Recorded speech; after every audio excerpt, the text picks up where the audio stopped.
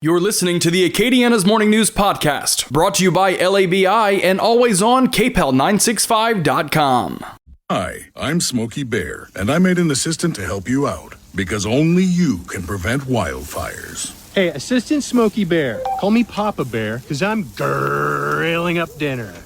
Do you get it? Yes, good job. So, what should I do with all these coals? Don't just toss them out. Put them in a metal container because those embers can start a wildfire. I understand. The stakes are high. Ha, ha, ha, ha. Learn more at SmokeyBear.com. Brought to you by the U.S. Forest Service, your state forester, and the Ad Council. Since 1971, Louisiana Endowment for the Humanities has reached out to scholars, institutions, and local communities to enrich our shared culture. Want to know more about LEH and the rich culture of Louisiana? Visit leh.org for more information or to donate. News Talk 96.5 KPEL, Breaux Bridge, Lafayette. Broadcasting from the Matthew James Tax Pros studio. Online at MatthewJames.com. President Biden puts his foot down. I'm Chris Foster, Fox News. He says if the Israeli military launches a full-scale military assault in Rafah in southern Gaza, he will withhold more shipments of large American bombs and artillery shells that he says could kill civilians in urban neighborhoods. The decision is criticized by some Republicans in Congress and politicians there. Hamas heart Biden, a pithy post on the social media platform X from Israel's far-right National Security Minister Itamar Ben-Gvir, responding to President Biden's warning that weapons supplies will be partly stopped if there's a full-scale assault on Rafah in southern Gaza. That's something Prime Minister Benjamin Netanyahu believes is essential to completely defeat Hamas. Israel's UN ambassador says if President Biden goes through with his threat, it'll have a big impact on the war. Hundreds of thousands of Palestinians have sought refuge in Rafah. Jonathan Savage, Fox News. Stormy Daniels expected back on the stand for a second day of testimony at former President Trump's criminal hush money trial in New York. The former adult film star was paid to keep quiet about a one-night stand he says never happened a few months after his wife Melania had their son Barron. And now Barron is making his official political debut. The 18-year-old was selected to serve as a Florida delegate to the Republican National Convention that takes place in Wisconsin this summer. Barron Trump is graduating from high school next week. He will join other Trump family members already in the Florida delegation, including Donald Trump Jr., Eric Trump, and Trump's youngest daughter, Tiffany. They'll all be gathering at the convention in Milwaukee from July 15th through July 18th. It's where former President Donald Trump is expected to be officially nominated as the 2024 GOP presidential candidate. Sue Guzman, Fox News. There's a tornado watch in Georgia, North Carolina, and Tennessee. At least 4 people have died in storms since Monday. More than 250,000 homes and businesses are without power. America's listening to Fox News. Hey, it's Jesse Kelly. Are you still on the fence about owning gold? It's time to pull the trigger with the Oxford Gold Group and buy gold and silver. Nobody can predict the future, but we can't put our head in the sand either. The Oxford Gold Group are the pros. They make owning gold and silver simple and easy to understand. Call Oxford Gold Group right now, and you may qualify for up to $10,000 in free precious metals. Call 833-995-GOLD. That's 833-995-GOLD. Hey everyone, it's Ted from Consumer Cellular, the guy in the orange sweater, and this is your wake-up call. If you're paying too much for wireless service, you don't have to keep having that nightmare. Consumer Cellular has the same fast, reliable coverage as the leading carriers for less. And for a limited time, new customers receive their second month free when they sign up and use promo code MONTHFREE by May 31st. So why keep spending more than you have to? Seriously, wake up and call 1-888-FREEDOM or visit consumercellular.com. Taxes, fees, and other third-party charges will apply. See website for additional details. A Boeing 737 skids off the runway at the airport in Dakar, Senegal. At least 10 people reported to be hurt are taken to a hospital. The other 69, including crew, are taken to a hotel.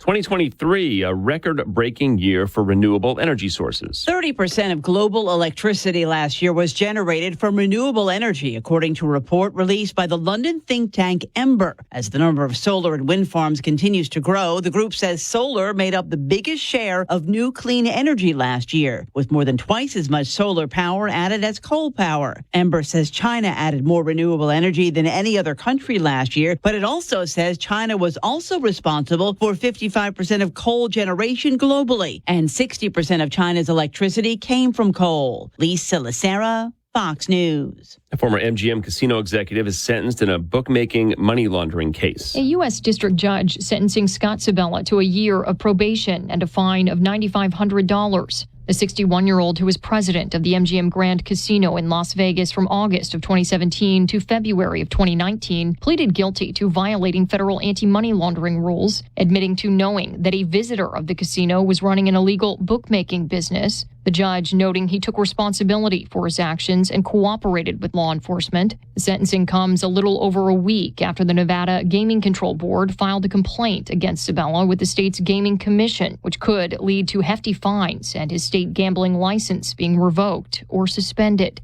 Kristen Goodwin, Fox News. Playoff basketball, the Knicks win 130-121 to take a 2-0 series lead over the Pacers in their NBA Eastern Conference Series semifinal. Hockey, the Panthers beat the Bruins 6-1, tying their round 2 series a game apiece. There was a multiplayer brawl and 136 penalty minutes handed out in the third period alone there.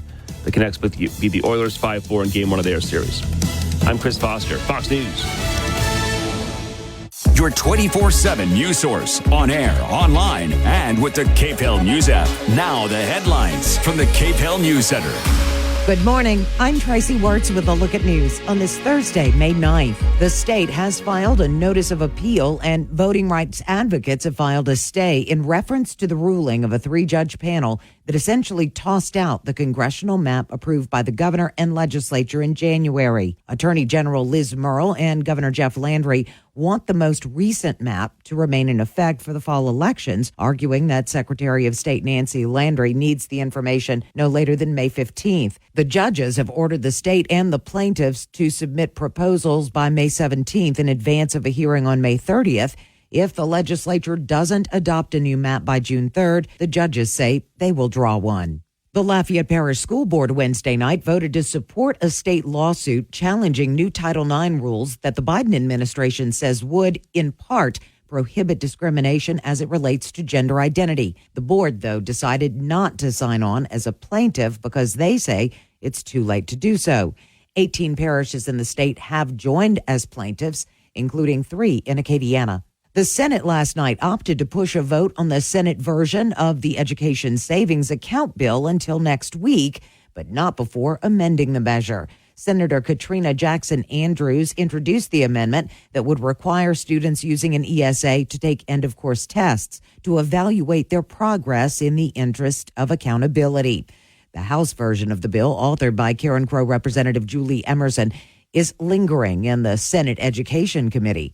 U.S. House Speaker Mike Johnson made a statement following a failed bid to oust him from the seat. He expressed his appreciation for what he called a vote of confidence from his colleagues and said, quote, "This is the end of the personality politics and the frivolous character assassination that has defined the 118th Congress." Johnson went on to say, "The country desperately needs a functioning Congress, and that's what the overwhelming majority of the members of this body demonstrated today." Some lawmakers are still skeptical about holding a constitutional convention despite an amendment to New Iberia Representative Bo Boyer's bill that would delay the start date until August 1st. Members have also expressed frustration over what they believe is a lack of transparency and questioning the public's ability to give their input. Boyer says the job needs to get done before the November election, so the legislature has the financial latitude to address a projected $500 million shortfall next year.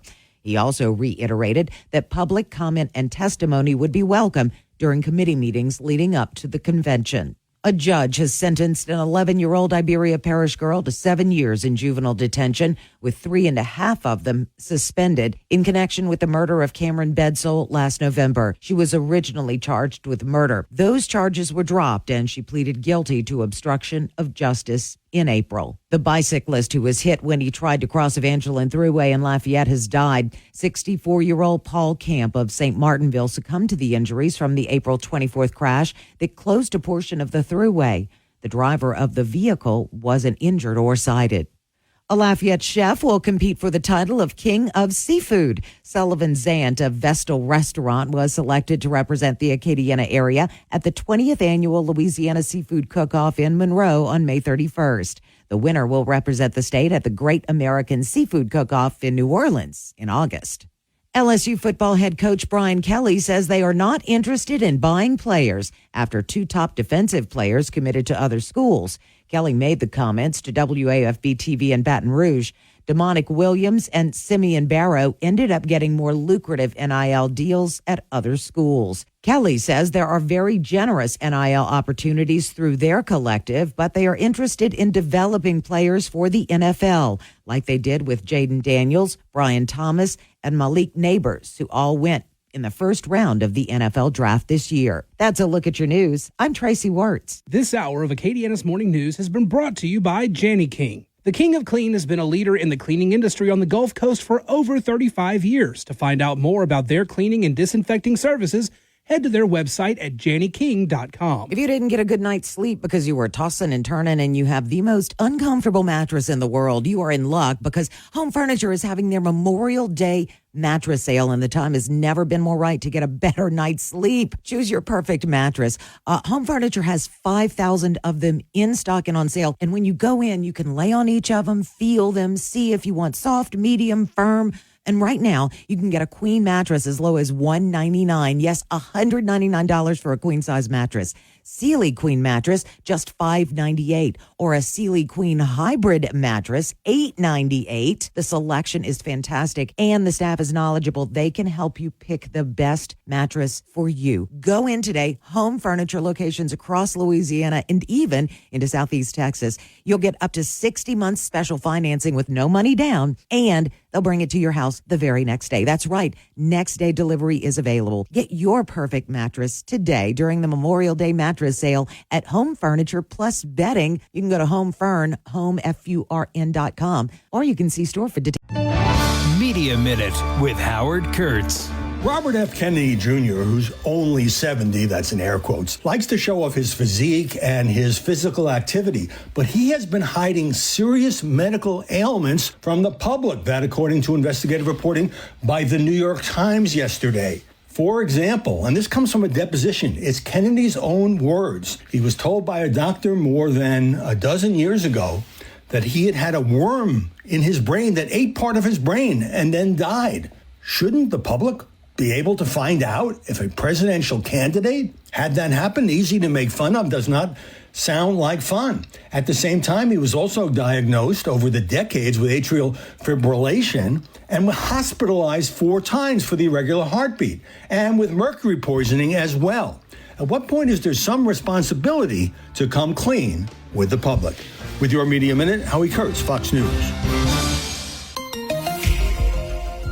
Partly to mostly cloudy skies across Acadiana today. 91 degrees out there for that high. Winds from the south at 5 to 10 miles an hour. Overnight lows tonight going to be in the 70s. We've got a front that's moving through. Could bring some strong thunderstorms into our area, most of which should stay north of Alexandria, but we're right kind of in the back door there. So if any drift into our region, they'll need to be watched. Again, that would be for later tonight. Better conditions for the weekend. From the Storm Team 3 Weather Lab, I'm KTC meteorologist Daniel Phillips on News Talk 96.5 KPEL. News Talk 96.5 KPEL. Right now, traffic. We do have an accident early this morning, West Congress and West Rue de Bellier. It is a vehicle accident with injuries happened about 5 or 6 minutes ago, so be careful if you're traveling in that area this morning. Current temperature 79 degrees. It's soupy out there.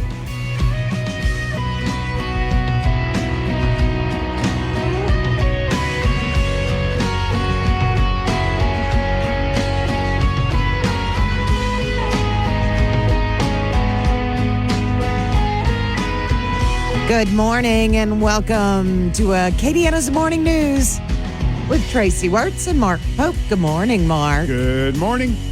You're right, it's soupy. It is, yeah. That's when I walked outside, that's what I thought. Ooh, it feels like soup. Ew. Yeah. Ew. Maybe bisque. Oh, indeed. Wife told me yesterday it was 88 degrees and the heat index made it feel like over 100. Yeah, we were working outside yesterday and I can attest to that. Yeah. Absolutely. Yeah. Today is May the 9th. It's Europe Day. So happy Europe Day. Today is the Ascension of our Lord Jesus. It is also Alphabet Magnet Day.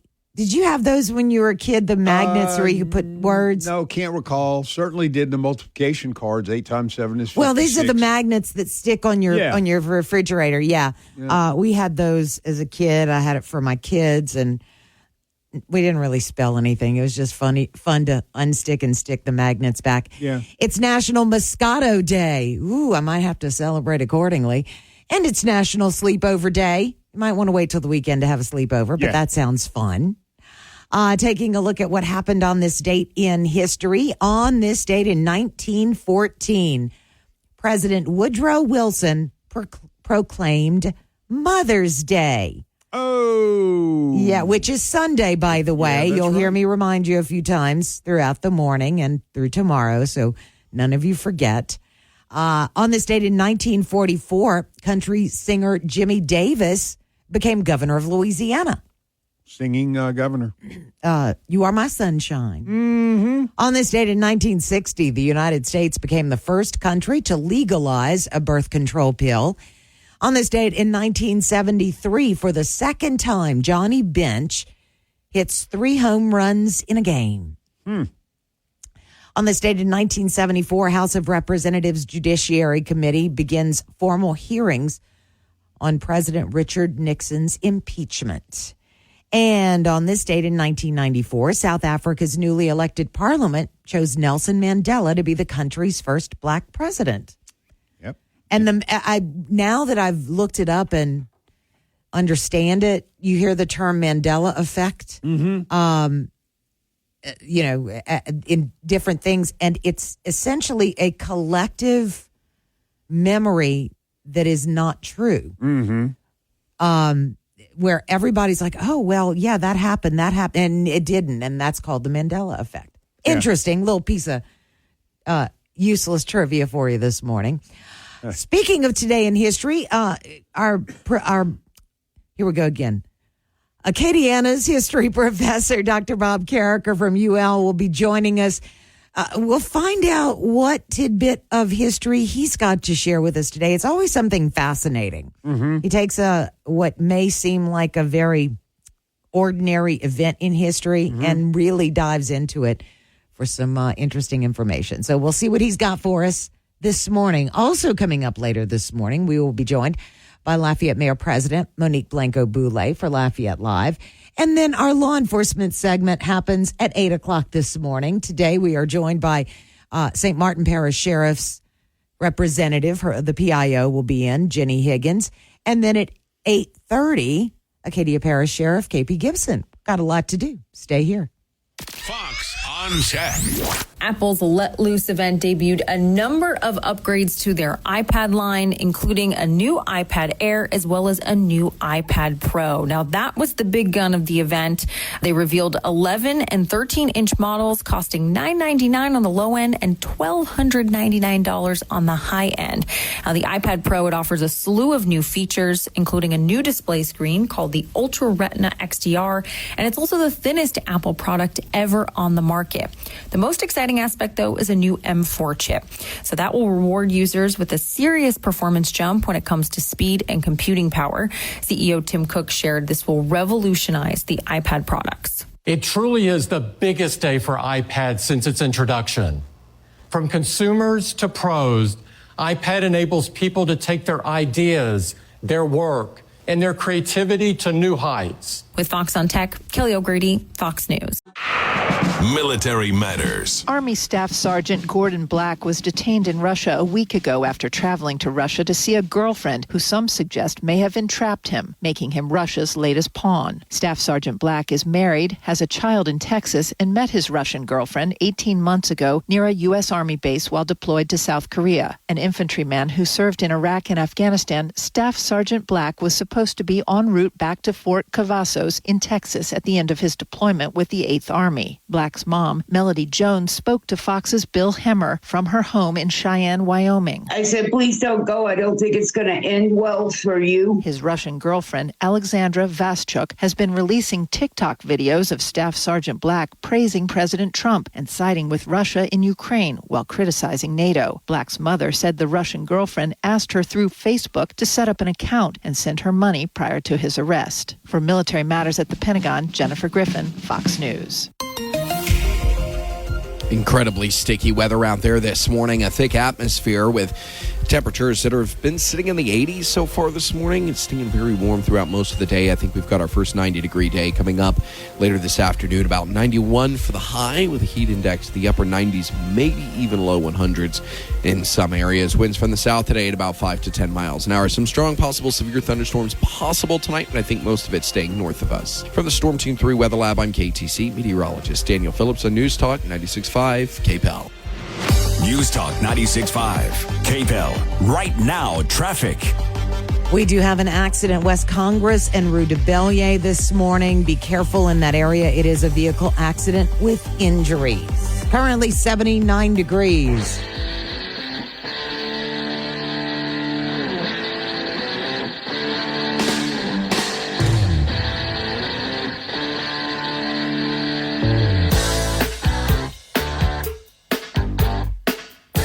KPEL News Time is 6:23 on this Thursday. Is it Thursday? It is Thursday. Okay. For some reason, I was going to say Wednesday. I don't know why I would have said Wednesday. Friday evening. I'm good with that. I like that phrase. Mm-hmm. Absolutely.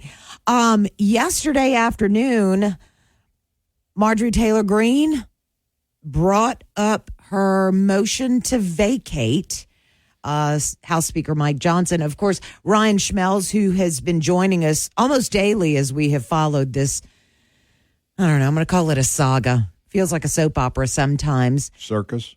That works too. That's a good one. That's a good one. Anyway, Ryan has been on Capitol Hill and covering this particular story. This was the report he filed late yesterday. House Speaker Mike Johnson surviving a motion to vacate after Georgia Congresswoman Marjorie Taylor Greene's motion was tabled. That motion to table came with a strong majority of Republicans and Democrats. Speaker Johnson, after the vote, says he plans to keep pushing forward. As I've said from the beginning, and I've made clear here every day, I intend to do my job. I intend to do what I believe to be the right thing, which is what I was elected to do. And I'll let the chips fall where they may. 11 Republicans voted to block killing the motion. Marjorie Taylor Greene says the vote shows the, quote, uniparty is alive and well. On Capitol Hill, Ryan Schmelz, Fox News. All right, so there you have it. And again, that yesterday, as you heard, that vote actually failed overwhelmingly, which to me shows a lack of appetite to have the government essentially shut down again. And it was, I think the term, Tracy, was a motion to table, and they did it like that.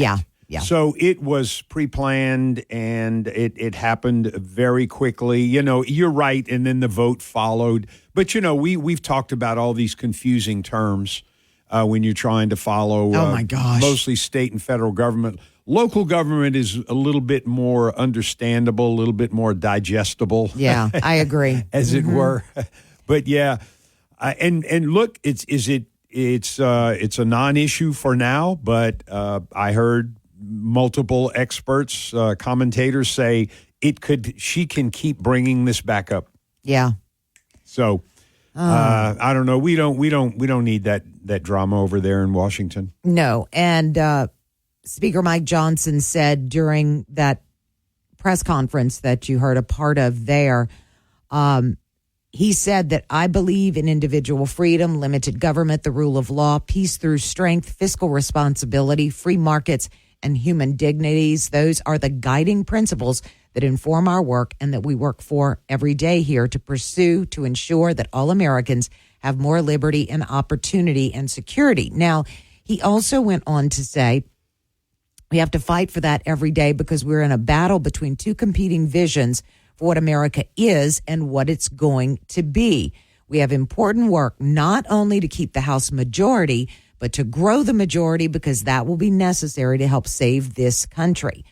So, he did address in that press conference that it's not just about the business of the House. It's about the business of the Republican Party and ultimately getting a Republican president back in the White House. President, Senate, and House of Representatives. And he says that over and over. And look, to be a quick statement and to cover all the bases, I understand Ms. Taylor Greene's passion. I understand what she's doing. I don't like her tactics in doing so, because had Speaker Johnson shut down the government with that budget bill that was passed recently, the whole FISA bill, Foreign Intelligence Surveillance Act, a warrantless, they are still allowed to do that, but it only stands for 2 years.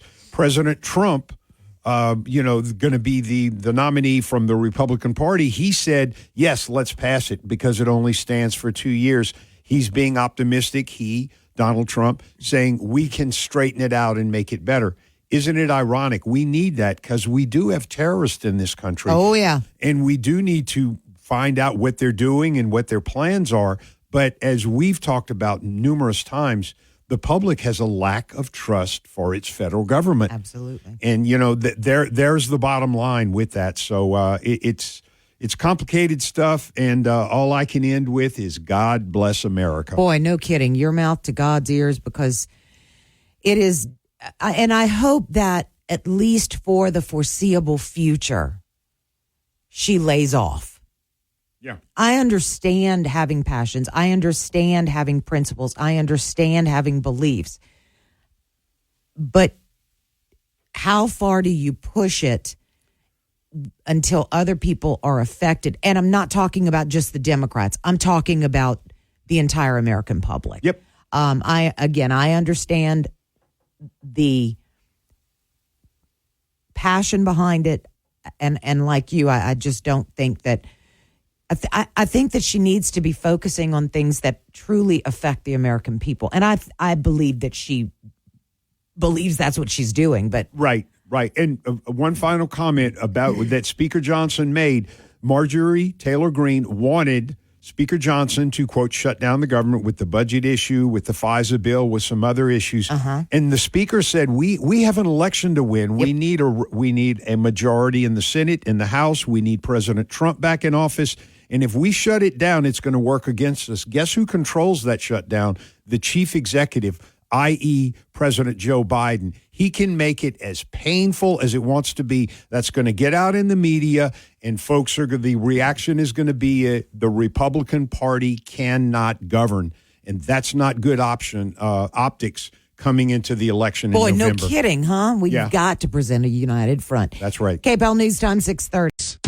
KPEL covers Acadiana with Lowry's Printing and Copying. May is Mental Health Month, and Lafayette Consolidated Government has several ways to improve your mental health. First, bring love into your home by adopting a homeless pet through the Lafayette Animal Shelter and Care Center on Dugas Road. Through May 15th, all adoption fees are waived, and the pets are very well cared for. All vaccinations, spayed, neutered, and more. Kids camps are June 3rd through August 2nd. The main camps are called Kid Cam camps at 3 locations. Also, smaller summer camps at various Parts, Arts, Recreation, and Culture Recreation Centers. Get all the details at LafayetteLA.gov. Go to Government Directory and find Parts, Arts, Recreation, and Culture. And finally, lots of opportunities to learn tennis, and it will not cost you anything. You can get all the details at AcadianaServes.com. Everybody have a great summer.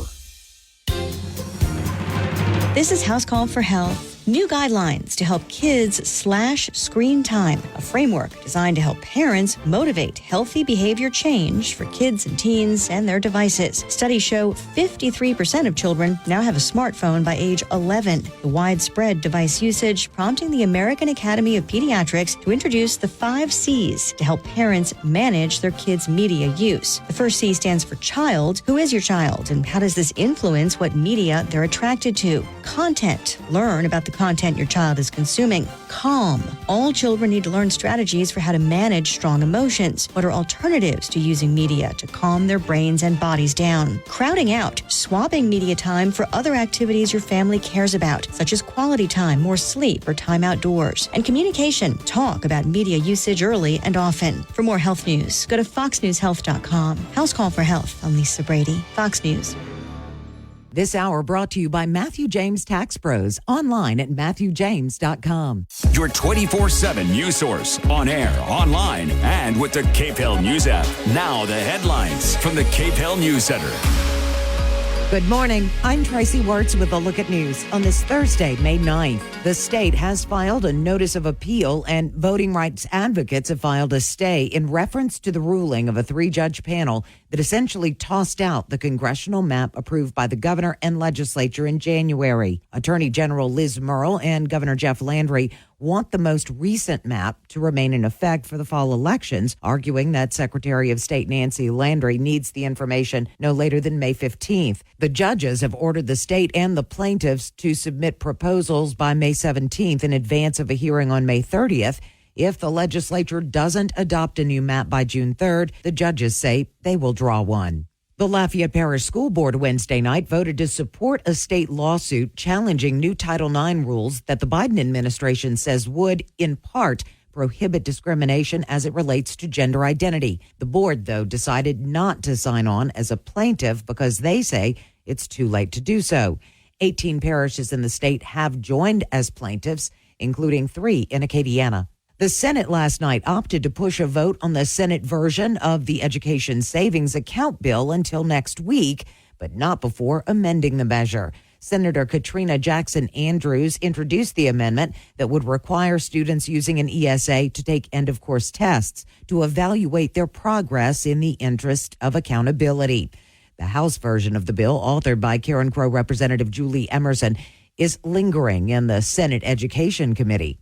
U.S. House Speaker Mike Johnson made a statement following a failed bid to oust him from the seat. He expressed his appreciation for what he called a vote of confidence from his colleagues and said, quote, "This is the end of the personality politics and the frivolous character assassination that has defined the 118th Congress." Johnson went on to say, "The country desperately needs a functioning Congress, and that's what the overwhelming majority of the members of this body demonstrated today." Some lawmakers are still skeptical about holding a constitutional convention despite an amendment to New Iberia Representative Bo Boyer's bill that would delay the start date until August 1st. Members have also expressed frustration over what they believe is a lack of transparency and questioning the public's ability to give their input. Boyer says the job needs to get done before the November election, so the legislature has the financial latitude to address a projected $500 million shortfall next year. He also reiterated that public comment and testimony would be welcome during committee meetings leading up to the convention. A judge has sentenced an 11-year-old Iberia Parish girl to 7 years in juvenile detention, with 3.5 of them suspended in connection with the murder of Cameron Bedsole last November. She was originally charged with murder. Those charges were dropped, and she pleaded guilty to obstruction of justice in April. The bicyclist who was hit when he tried to cross Evangeline Thruway in Lafayette has died. 64-year-old Paul Camp of St. Martinville succumbed to the injuries from the April 24th crash that closed a portion of the Thruway. The driver of the vehicle wasn't injured or cited. A Lafayette chef will compete for the title of King of Seafood. Sullivan Zant of Vestal Restaurant was selected to represent the Acadiana area at the 20th Annual Louisiana Seafood Cook-Off in Monroe on May 31st. The winner will represent the state at the Great American Seafood Cook-Off in New Orleans in August. LSU football head coach Brian Kelly says they are not interested in buying players after 2 top defensive players committed to other schools. Kelly made the comments to WAFB-TV in Baton Rouge. Demonic Williams and Simeon Barrow ended up getting more lucrative NIL deals at other schools. Kelly says there are very generous NIL opportunities through their collective, but they are interested in developing players for the NFL, like they did with Jaden Daniels, Brian Thomas, and Malik Neighbors, who all went in the first round of the NFL draft this year. That's a look at your news. I'm Tracy Wirtz. The Cajun Heartland State Fair is coming May 23rd through June 2nd. This year, the fair celebrates its 36th anniversary, and you can celebrate with early bird savings. Get the News Talk 96.5 KPEL Advanced Mega Pack before the start of the fair and save. The News Talk 96.5 KPEL Advanced Mega Pack includes 4 ride wristbands and 4 fair admission vouchers for only $100. And you can redeem them on any day of the fair you choose. Save now when you score the News Talk 96.5 KPEL Advanced Mega Pack. Only $100. And hurry because there's a limited quantity of the Advanced Mega Packs. Get yours today. You can buy the News Talk 96.5 KPEL Advanced Mega Pack at the Cajun Dome box office or online at CajunDome.com. LUS presents the 36th Annual Cajun Heartland State Fair, May 23rd to June 2nd. At the Cajun Dome, experience the wild rides in the Gold Star Midway or free family entertainment like Scott's World of Magic. Learn more at KPEL965.com and click on the Cajun Dome link. Brought to you by News Talk 96.5 KPEL, where Acadiana comes to talk. Party at Rock and Bowl all weekend, starting on Thursday with Dylan Oqua and Judy's Ramblers. Friday, Parade Route. Saturday, Shotgun Lily. Sunday, Leroy Thomas. Tickets now at rockandbowl.com. God bless you. God love you. And thank God. Faith House has been Acadiana's safe haven since 1981 for victims suffering from violent or aggressive behavior in the home. This includes physical, emotional, financial, or sexual violence. We provide shelter, safety, advocacy, and resources to survivors and their children to empower them to break the cycle of abuse. Domestic violence affects 1 in 3 women and 1 in 4 men in their lifetime. In 2016, Faith House opened the Family Justice Center located downtown Lafayette, which houses law enforcement, prosecutors, civil legal services, and advocates under one roof to expedite the response time to domestic violence and reduce homicide rates. If you or someone you know is in need of assistance, please call our crisis line at 888-411-1333 to speak to an advocate. If you would like to support our mission, find us on Facebook under Faith House Acadiana or our website, faithhouseacadiana.com. On behalf of the survivors and children we serve, thank you for 39 years of care for those hurting in our community. Attention fishermen. The fish are biting across the state, and now is a perfect opportunity to be on the water. Hunters for the Hungry is a nonprofit that encourages sportsmen in Louisiana to donate a portion of their game or fish to the hungry of our state through food banks. Now you can also help by providing a monetary donation when you purchase your fishing or hunting license online at wlf.louisiana.gov or your local license provider. Please check yes and donate to Hunters for the Hungry. Follow Hunters for the Hungry on Facebook and Instagram for more ways to show that sportsmen who care, share. Partly to mostly cloudy skies across Acadiana today. 91 degrees out there for that high. Winds from the south at 5 to 10 miles an hour. Overnight lows tonight going to be in the 70s. We've got a front that's moving through. Could bring some strong thunderstorms into our area, most of which should stay north of Alexandria, but we're right kind of in the back door there. So if any drift into our region, they'll need to be watched. Again, that would be for later tonight. Better conditions for the weekend. From the Storm Team 3 Weather Lab, I'm KTC meteorologist Daniel Phillips on News Talk 96.5 KPEL. News Talk 96.5 KPEL. Right now, traffic. We are still showing that accident with injuries, West Congress and West Rue de Bellier in Lafayette. Not sure if that's been moved off the roadways when injuries are involved. Sometimes it takes them a little longer to get that done. Current temperature 79 degrees. Feels yucky outside. KPEL News Time, 6:42.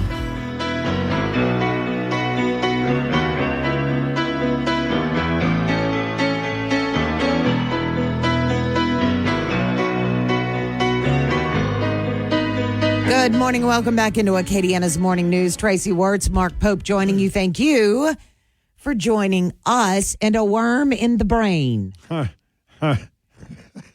I know it sounds funny, but I know. It just does. But it's reality. It is. Robert F. Kennedy Jr., who is working to get on the presidential ballot.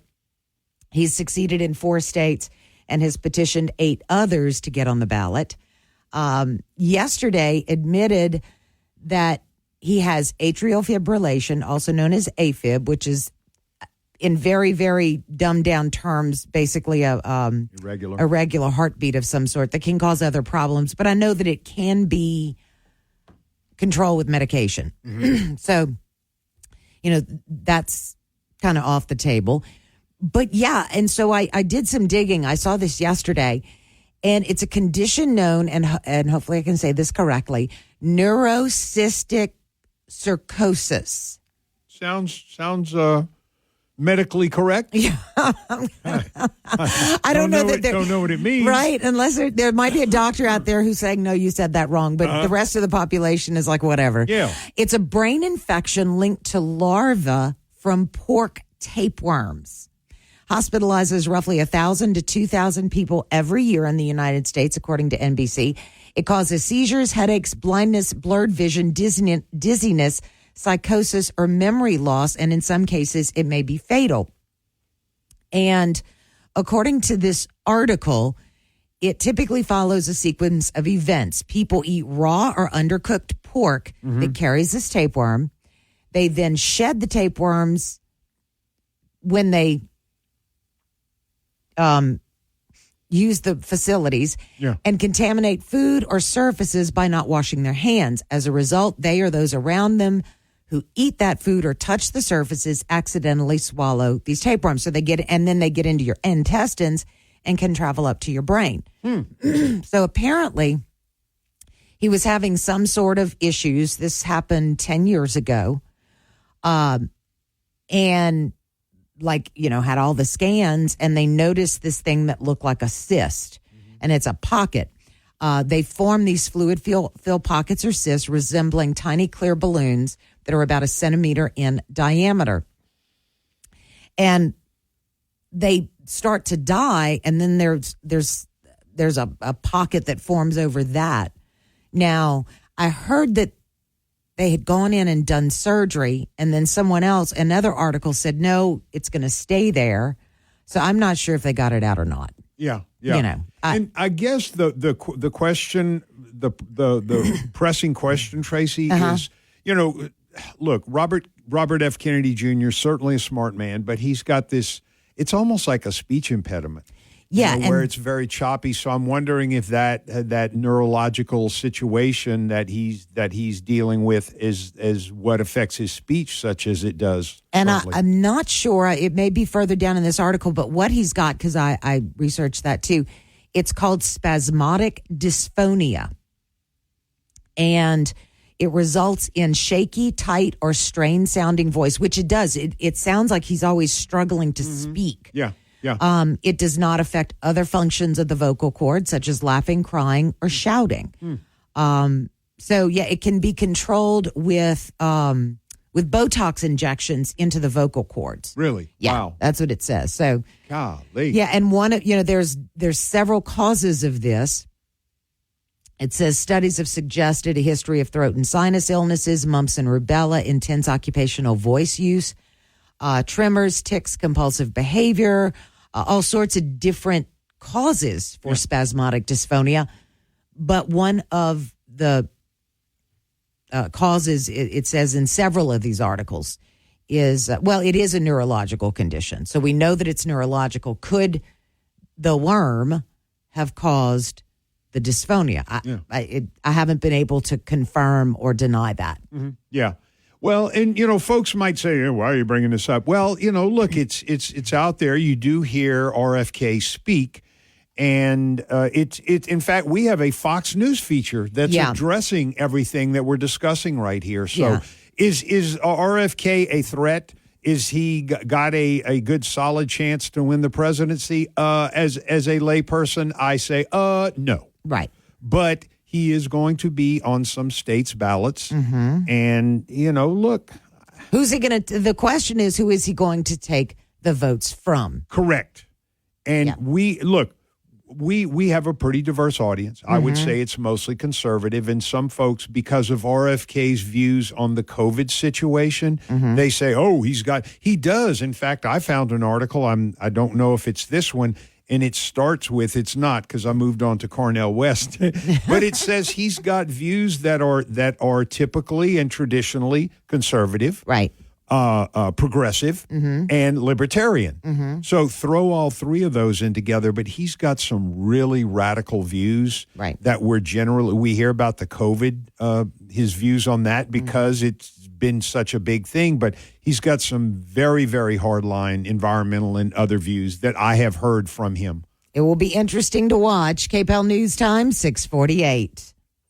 Prime Energy Solutions is currently offering a free 10-year warranty on air-cooled Kohler generators from now until May 10th. Purchase a home generator from Prime Energy Solutions and never worry about losing power again. Call them for more information or go to primeenergysolutions.com. Securing America.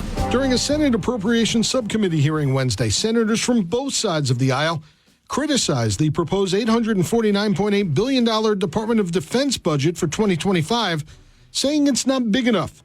Budgets are capped at a 1% increase by legislation. The senator said the budget, therefore, does not keep up with inflation and is actually lower. Hearing Chairman, Democratic Senator John Tester of Montana. We need to understand what risks this lower budget creates for our military personnel, our operations around the globe, and our modernization efforts. Republican Susan Collins from Maine criticized the potential effect on U.S. forces. The budget request would result in the smallest Air Force fleet in the service's history. We would have the smallest Army since the start of the all-volunteer force. Senator Collins adding the Navy would grow by just one ship. Kevin Uretsky, Fox News. Incredibly sticky weather out there this morning. A thick atmosphere with temperatures that have been sitting in the 80s so far this morning. It's staying very warm throughout most of the day. I think we've got our first 90-degree day coming up later this afternoon. About 91 for the high with a heat index to the upper 90s, maybe even low 100s in some areas. Winds from the south today at about 5 to 10 miles an hour. Some strong possible severe thunderstorms possible tonight, but I think most of it staying north of us. From the Storm Team 3 Weather Lab, I'm KTC meteorologist Daniel Phillips on News Talk 96.5 KPEL. News Talk 96.5 KPEL. Right now, traffic.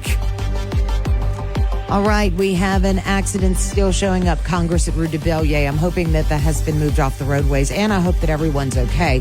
That's a vehicle accident with injuries. Current temperature 79 degrees.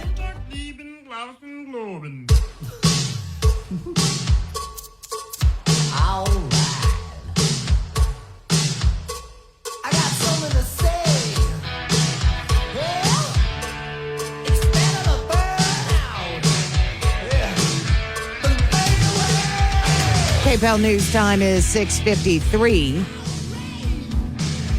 on this Thursday morning. Tracy Wertz, Mark Pope, thank you so much for joining us. Coming up at 8 o'clock, we have Lafayette Live. Lafayette Mayor President Monique Blanco-Boulay will be joining us this morning. We have lots to talk about. The first 100 days in office. The report came out, and the CFO for Lafayette Consolidated Government will also be joining her. We had the audit. There's a lot of things that have happened in those first 100 days. She really had to hit the ground running. Over in Baton Rouge, and you will hear during the news, excuse me, the Senate version of the ESA bill, a vote on that has been pushed back to next week on the 13th, I believe. And that is, again, the Senate version. The version that was adopted by the House, that was authored by Karen Crow Representative Julie Emerson, is kind of just hanging around in committee right now in the Senate. And we had been told early on about the ESA bill that there was a version in each of the chambers. Now, yesterday, Senator Katrina Jackson Andrews proposed an amendment to, and it passed, the ESA bill, again, the Senate version of that bill, that would make it mandatory for any student who uses the education savings accounts to take end-of-course tests. And that is for the accountability for the private schools or the home schools or whoever takes advantage of those particular credits or savings account, that kind of thing. Mark, there's big concern that the Senate will actually pass the ESA bill. We'll have to kind of wait and see what's going on there. Mm-hmm. Mm-hmm. Well, I think that Senator Katrina Jackson? She was the one that introduced the amendment to the bill. And that's been, to me, from my recollection, with Lafayette Parish Superintendent Francis Touchette, that's one of their big concerns is the lack of, quote, accountability. I'm not saying that Senator Jackson's amendment solves everything, but from the layperson's point of view, it sounds like it's a move in the right direction. And we still have, just shy of a month left on this legislative session. So it sounds like a good move to me. Well, I think it's a good addition. And I agree that if you're going to use taxpayer dollars to pay for private education, which essentially it would at some point in time, that the taxpayers should trust that those dollars are being put to effective use. It's always good to educate a child, but we want to make sure that that education is also effective. Yeah. Well, look, I have reservations, but I'm certainly no expert in education. And my thought is, and maybe it's a little cynical, is if we've got a student who's performing poorly, that moving that student to, quote, another school, charter school, whatever we want to call it, and then suddenly they're going to become a good student. I kind of have my doubts about that, but maybe it can. Maybe the parents can say, now we have ownership because we've done this with our child. We've moved our child. We've got to look at national news and local news. KPEL News Time 6:57. The Fox Business Report is brought to you by Gulf Coast Bank, your local community bank. Whether your financial needs are for an individual, a business, or for the whole family, Gulf Coast Bank has the knowledge and products to serve you best. With 9 convenient locations throughout Acadiana, you're never far from a friendly Gulf Coast Bank associate. I'm Elizabeth McDonald, and this is the Fox Business Report. We find out shortly how the job market held up last week when the report on new claims for unemployment benefits comes out. Disney getting the green light for its $1.9 billion Disney Forward Plan from the Anaheim City Council. The council in California gave its final approval for the multi-decade expansion plan, which could possibly include Avatar, Frozen, and Wakanda-themed fantasy lands. And some notable banking figures are weighing in on interest rates. Sweden's central bank lowered its interest rate for the first time in more than 8 years, underscoring the readiness of European policymakers to move ahead of the Federal Reserve. Meanwhile, the Bank of Japan's governor says he's open to the idea of early interest rate increases if inflation rises at a faster pace than the bank's projections. That's your Fox Business Report. I'm Lillian Wu, invested in you. Hey, it's Jesse Kelly. Are you still on the fence about owning gold? It's time to pull the trigger with the Oxford Gold Group and buy gold and silver. Nobody can predict the future, but we can't put our head in the sand either. The Oxford Gold Group are the pros. They make owning gold and silver simple and easy to understand. Call Oxford Gold Group right now, and you may qualify for up to $10,000 in free precious metals. Call 833-995-GOLD. That's 833-995-GOLD. News Talk 96.5 KPEL, Bro Bridge, Lafayette, broadcasting from the Matthew James Tax Pro studio, online at MatthewJames.com. Hamas loves Biden. I'm Chris Foster, Fox News. That post on social media from Israel's national security minister after President Biden says he'll suspend more shipments of some American weapons if the Israeli military launches a full-scale invasion of the city of Rafah in Gaza, where more than 1 million displaced Palestinians are jammed in. I've made it clear to Bibi and the War Cabinet they're not going to get our support if, in fact, they go in these population centers. The president on CNN, Israel's Prime Minister Benjamin Netanyahu, says it's necessary to enter Rafah to take out the Hamas terrorists there. The House votes 359 to 43 to save House Speaker Mike Johnson's job. The attempt to oust the Speaker came from Georgia Republican Marjorie Taylor Greene, who believes Johnson has failed to push a conservative agenda. So while selfish members of Congress are complaining about chaos, the American people are going broke.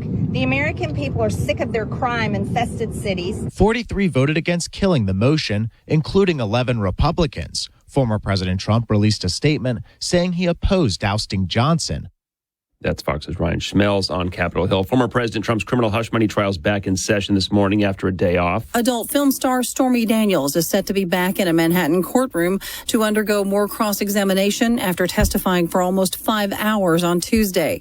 She gave descriptions of an alleged 2006 sexual encounter with former President Trump, who was accused of falsifying business records to cover up a $130,000 hush money payment made to Daniels to keep her quiet before the 2016 election. examination. The former president has denied her claims and has pleaded not guilty. In New York City, Tanya J. Powers, Fox News. 2 people are killed in storms in Tennessee, 1 in North Carolina. Yet another day of extreme weather. Today's risk stretches from the southern plains to the Mississippi and Tennessee River valleys over parts of the southeast and up into the mid-Atlantic. Fox meteorologist Janice Dean.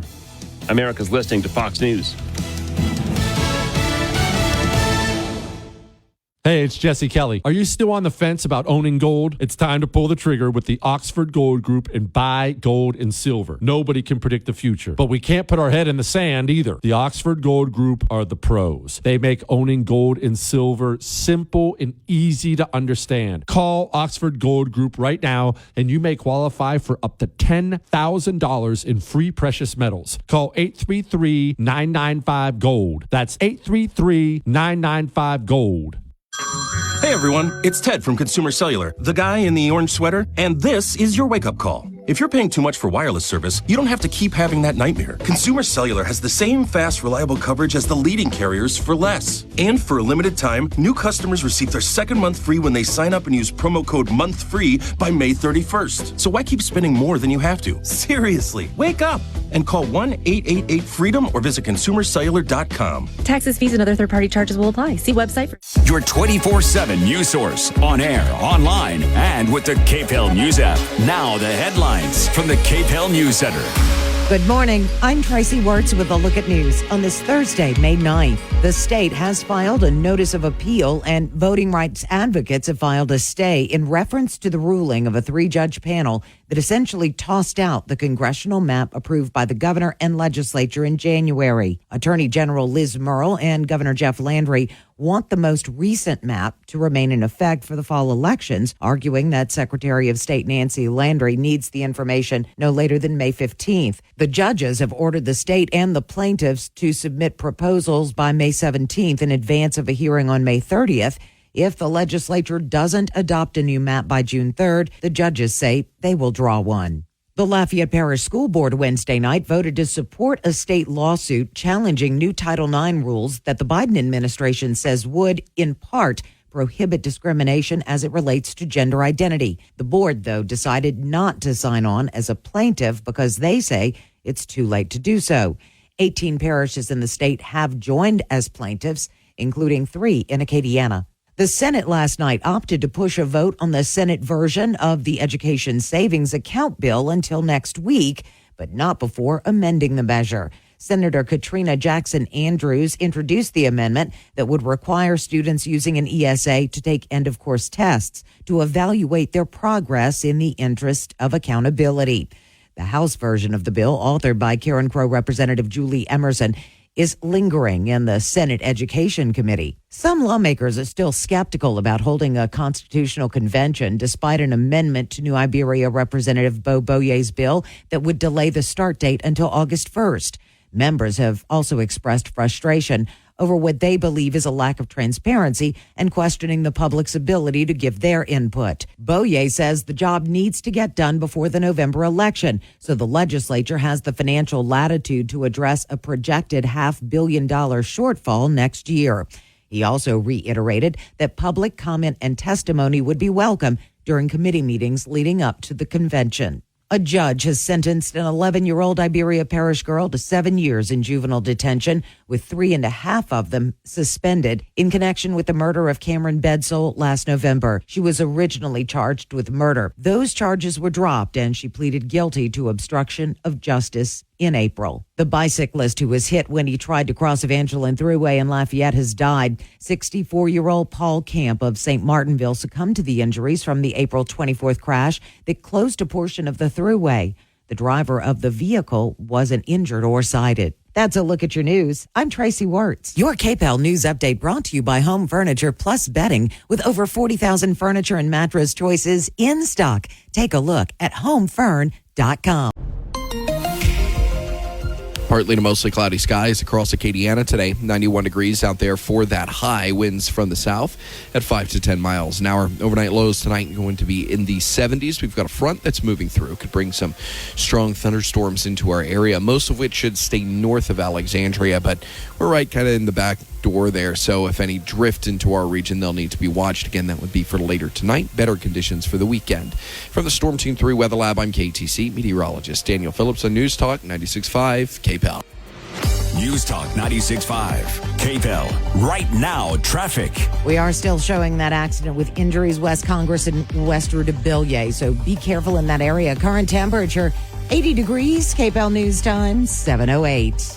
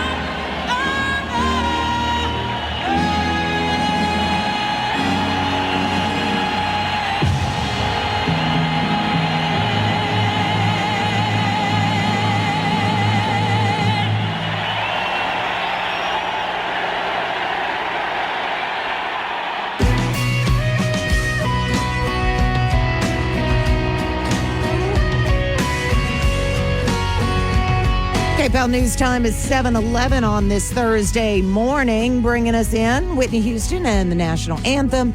And it's time for our Lafayette Live segment. And in with us this morning is Lafayette Mayor President Monique Blanco-Boulay. And joining her is CFO Karen Fontenot, who said, "I'm just here to answer questions if necessary." She was like, "I'm good." Good morning, ladies. Good nice morning. to have you. Good morning, Tracy. Good morning, Mark. Good morning. Well, as always, Monique, you have been a busy bee, and specific. Do you have a bee on you? And you have a bee on your lapel. I did not do that. I did not do that on purpose. I promise. Funny. She's the bee of Acadiana. It's one of Mama's little bee pens. You know, she was the queen bee, and I haven't worn one in a while, so I put it on this morning. I like that. Well, it looks great. Well, you have been busy, and all the time, but specifically in the last couple of weeks, the focus has been a lot on the first 100 days report. Yes. And I know you've talked to a lot of people about it. It's comprehensive, I think very well put together and easy to understand. But if you had to highlight 2 or 3 things from it that you really want as takeaways for the public, what would they be? So looking back on the first 100 days, I will tell you my biggest priority was making sure we had the right team in place. People who could hit the ground running, just really stabilizing the financial side of LCG as well as the legal side. And so we do highlight the leadership team in there. It's not just the leadership team, though. The entire team is really tremendous. And so looking back on those 100 days, that was the biggest challenge for me. And then we really did hit the ground running and really start to tackle some of the issues that have been out in the public. It was nothing, we didn't get in there and find anything we didn't expect.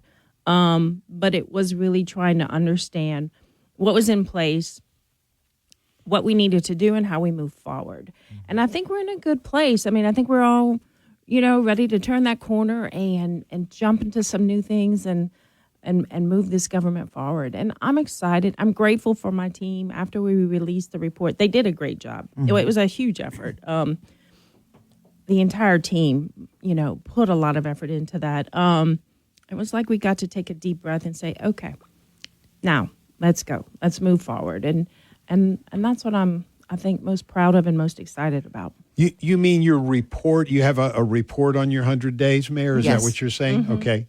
Yes. Yeah, and it's a excuse me, it's a 14-page document, and there's a link for this on the website too. Yes. Yeah, I saw all of that. Now you mentioned two specific things, which is legal, and I know that Pat Ottinger worked to basically dismiss some of the lawsuits that were on the table. Can you explain that process for those of us who don't understand? Sure. I don't, so Pat Ottinger came in as the city parish attorney, and he had been city parish attorney years ago with Joey Durrell. And so he had a lot of experience, which is what I wanted. And from his perspective, the government is not going to reach out and pursue a lawsuit unless there's there's real fraud or something like that. We had several lawsuits, maybe many lawsuits, that were there that I guess what he did was an evaluation of what could be settled out. So these were lawsuits filed on behalf of LCG, right? Yes. Okay. Yes, but they're looking at everything. Our legal fees had gone up by 41%. Wow. Over the last 4 years. Legal fees can bury you as an organization. I don't care if you're a government or a private sector. Lawsuits are expensive.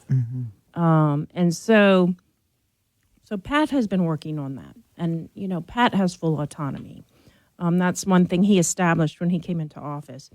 He's not my lawyer. He's not the council's lawyers. He is the lawyer of Lafayette Consolidated Government. And he really does have autonomy in that.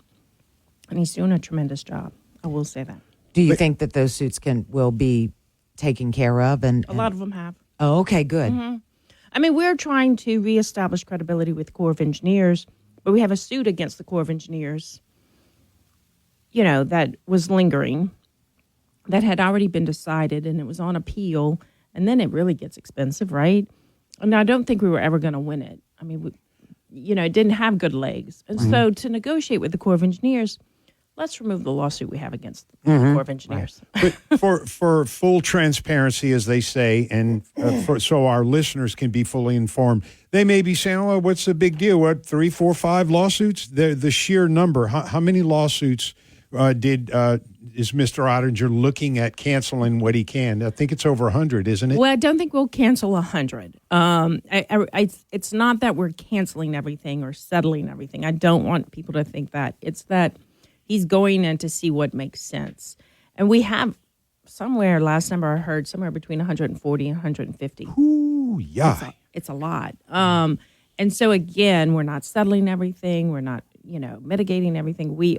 He is trying to go piece by piece and see what makes sense. And these are lawsuits to a large degree from the previous administration. Is that correct, Mayor? Some, and some go beyond. Yeah. Lawsuits can drag on. Yeah. Wow. When we talk about finances, and this may be where we talk about Karen, I've talked to a few mayors, so you aren't singular in when you take over as a new administration, there are some challenges in understanding how the previous administration set things up, that sort of thing. I mean, a household budget is exponentially less complicated than a government budget. But what sort of things have you been able to fix, and what is the vision going forward? Karen, you're on the hook. Get close. Eat that mic. Eat that this microphone. This is CFO. This is the CFO for the Lafayette Consolidated Government, Karen Fontenot. So governmental accounting is unique in that you have funding that is restricted in certain places. You can't just spend it on anything. So you have to have a good understanding of that. In addition, we walked into a situation where we didn't know what the finances were. So we had to quickly get a handle on what our financial situation was. And we spent the past 4 months doing exactly that, going into the middle of a financial audit, that was not our administration. Right. So we had to mitigate both of those factors. Were there any surprises that you don't think you guys could overcome? No, I don't think so. I think with some good planning and some good management, we can absolutely overcome everything. Yeah. Okay. I mean, I'll say Karen's knowledge of government finance is tremendous. She comes out, she was the CFO in Broussard, and before that, she worked as an auditor of LCG, so she really knew our books. But like you mentioned in the budget process, I think she's going back in and putting some, a lot of times you have standards you want to keep, and I don't even know them, but she does, and she makes sure they're there. What is it, 20% in the general fund? The city general fund has to maintain 20% of its operating expenditures for any given fiscal year in our fund balance. There are things like that. There are like standards you build into the budget for protection.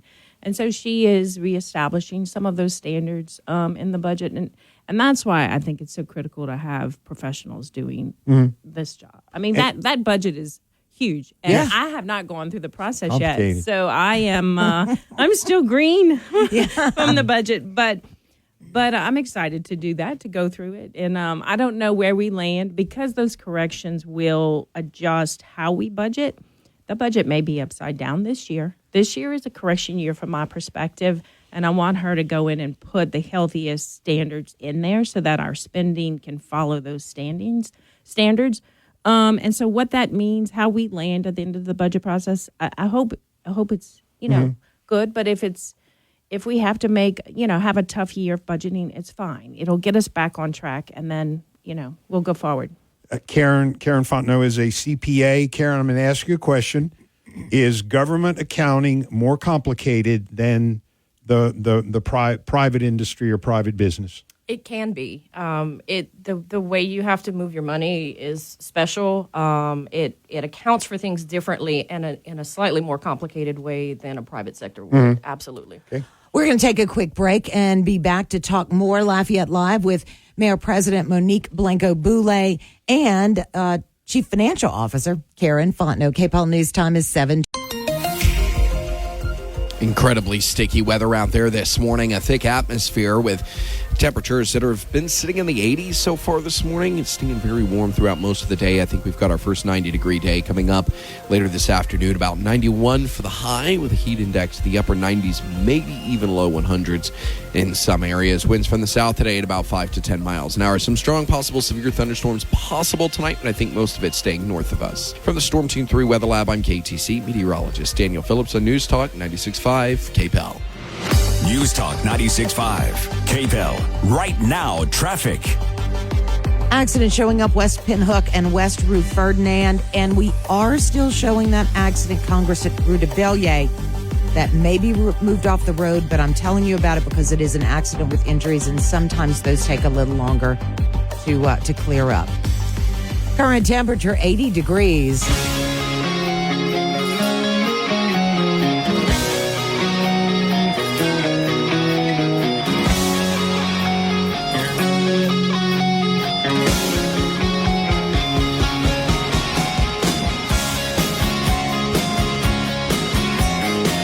KPEL News Time is 7:25 on this Thursday morning. And Thursday in the 7 o'clock hour, it's Lafayette Live, where we're joined by sometimes Monique Blanco-Boulay, the Lafayette Mayor President, and sometimes she sends in a member of her staff. Today we have both. We have, of course, the Mayor President and also the Chief Financial Officer, Karen Fontenot. And we've been talking about budget because I know that is such a huge part of the responsibility of government is managing the money that comes from the taxpayers. We've had conversations when you visited about the Lemoyne building that was taken off the table, other phases for Brown Park, those sorts of things. How does what you're going through now, you mentioned in the previous segment that this year will be kind of I'm not going to call it a correction year, but stabilizing everything, wrapping your arms around what's going on. How will what you do this year affect projects like that going forward? So those projects, when we came in, what we were going through was what are we building? What's in process? What are the good things? What are the things we want to keep moving forward? What are the things we want to reevaluate? We are still in that process. And the budget process will allow us to go deeper, not just on those projects, but on all projects. Okay. And, you know, I will tell you, my perspective is there's a lot of projects on the books, and they're not bad projects. I haven't seen anything that I think, oh gosh, absolutely not. We're not doing that. There's no really bad projects. But what I'm trying to do at the same time as we stabilize and come into office and do all of these things is set a vision for Lafayette. And, you know, we've talked a little bit, I think, about, you know, revitalization and what that looks like and what are the pieces that need to be in place so that we can execute. And so I will be looking at everything, including the projects, through those lenses.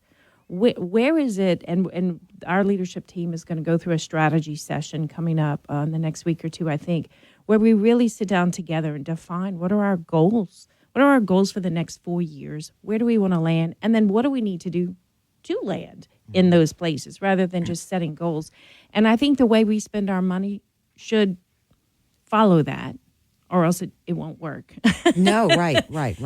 So we'll be looking at all of everything in the budget through those lenses, and it's there's a rebuilding that needs to happen in Lafayette. We just kind of need to, you know, that's I've talked about from the mall to the mall. We're going after some grant money to help facilitate some of that. So we're it's a multi-pronged approach, but I don't want to say we're going to undo every project. We're not. And I will tell you, there's a lot of good things there.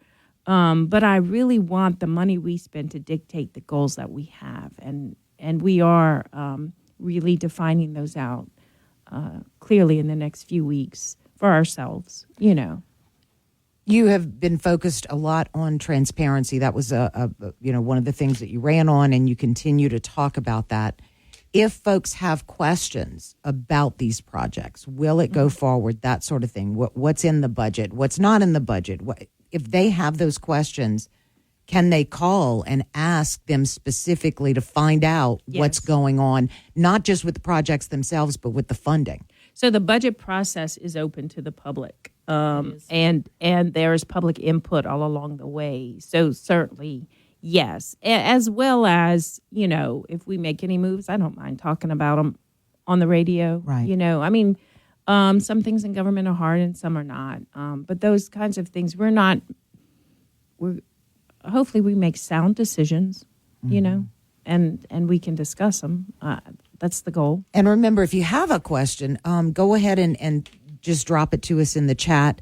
Also, you have links to both Mark and my email on our website. We're happy to get those in, and so we can get the answers for you going forward. I have something I know the mayor would like to acknowledge before we come to our bottom of the hour news break. One of your coworkers or your colleagues over at City Hall, Veronica, I can't remember. Veronica is recently married, but she, she got an award. She's actually serving as head of the clerks. How do we say it, Mayor? Clerks of Court Association throughout the state. Yes. Talk a little bit about that, please. So Veronica is a real asset. You know, she manages the councils for the most part in her role. Well, actually, all of us in those meetings, the flow, everything. But the behind-the-scenes work that she and her team do for the council is really tremendous. I think we handle a lot of work as a government. And the councils have their role in this. They probably could go into more detail. But from my perspective, what Veronica brings to the table is really good. And so she has been honored from the association that she's a part of. And I'm just going to say we have a really good clerk. Yes. She doesn't get the recognition, but she is a valuable team member. Yes, she doesn't is. report to you. No. Council is separate from the administration. Correct. But she's I know the lady. I work with her. She's great. You need good team leaders like that, and you have one in Veronica. Yeah, she keeps us on point in those meetings, which is important. Yeah, no You know? kidding. No kidding. It's kind of like herding cats, I'm sure, at Yeah. some point, huh? We're going to go ahead and take a quick break for news, and we will be right back. KPEL News Time, 7:31. This hour brought to you by Matthew James Tax Pros, online at matthewjames.com. Your 24/7 news source, on air, online, and with the KPEL News app. Now the headlines from the KPEL News Center.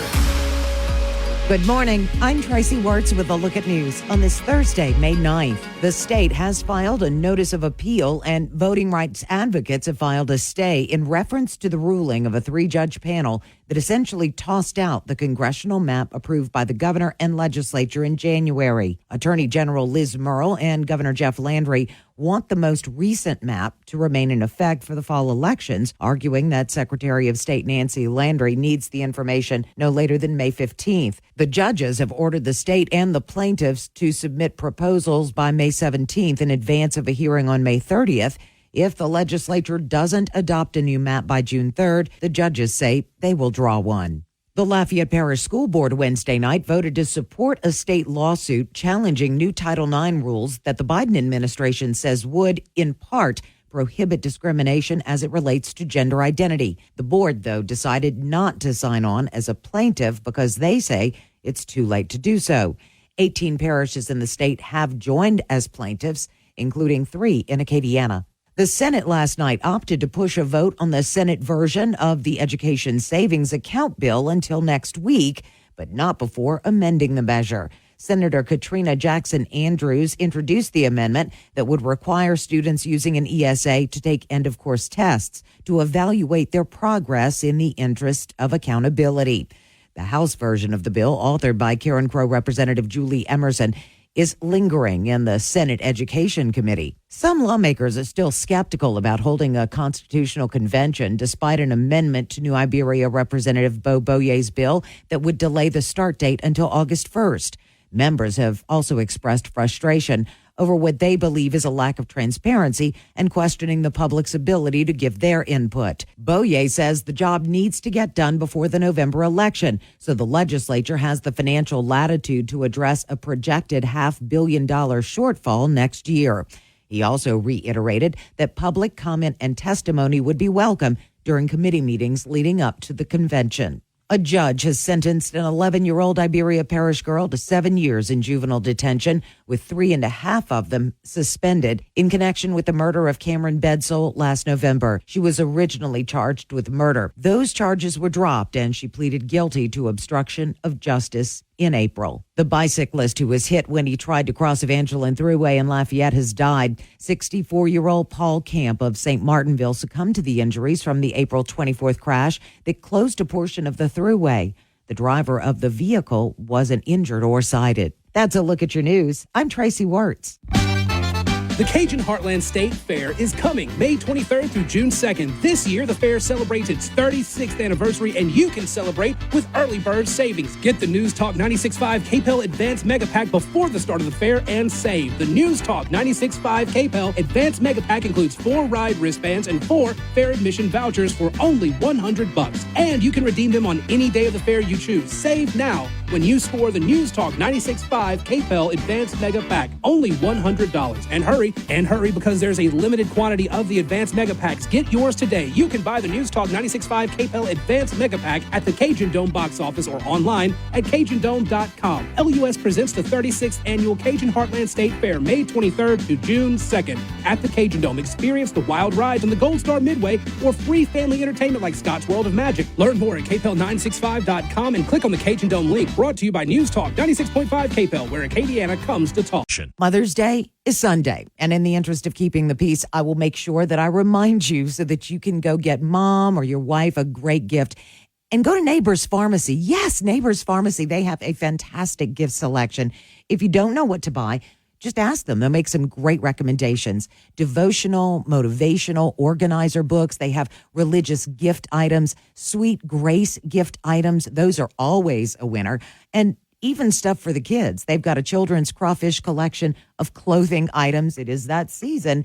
And First Communion, that's going on right now. Do you need a special First Communion gift? go to Neighbors Pharmacy. They're located right there on Johnston Street, very near the intersection with West Broussard. And right now they are compounding oral semaglutide. You will need a prescription for it, but if you've been interested in semaglutide and you aren't interested in the needles, you can go to Neighbors Pharmacy. The dosing is very easy and it can be used daily. Ask your doctor about a prescription at Neighbors Pharmacy for oral semaglutide. Neighbors Pharmacy, they're at 6770 Johnston Street. Daily dose packs are available too. Ask about all that at Neighbors Pharmacy. Partly to mostly cloudy skies across Acadiana today. 91 degrees out there for that high. Winds from the south at 5 to 10 miles an hour. Overnight lows tonight going to be in the 70s. We've got a front that's moving through. Could bring some strong thunderstorms into our area, most of which should stay north of Alexandria, but we're right kind of in the back door there. So if any drift into our region, they'll need to be watched. Again, that would be for later tonight. Better conditions for the weekend. From the Storm Team 3 Weather Lab, I'm KTC meteorologist Daniel Phillips on News Talk 96.5 KPEL. News Talk 96.5 KPEL. Right now, traffic. All right, taking a look at traffic right now. We have an accident now, Westgate at Dulles. Another one at Pinhook and Rue Ferdinand. Be careful. Current temperature is 80 degrees.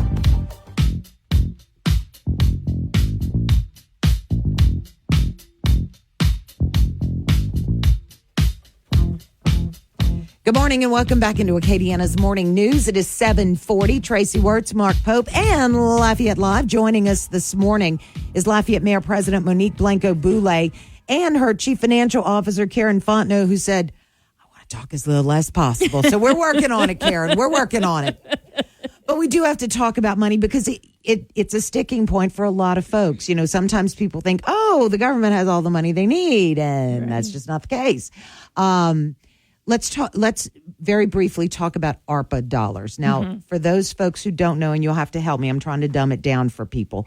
This was money that was released by the federal government to the states and the local entities as part of COVID relief for a variety of reasons. Yes. As we were mentioning off mic, there are guidelines. There's guidebook. There are certain things you can use it for. You have a better handle on what, if anything, is left. First of all, how much money did Lafayette and the parish get? So between the city and the parish, we received close to $80 million over the last couple of years. And it's all one-time money, right? And so that was injected in the budget.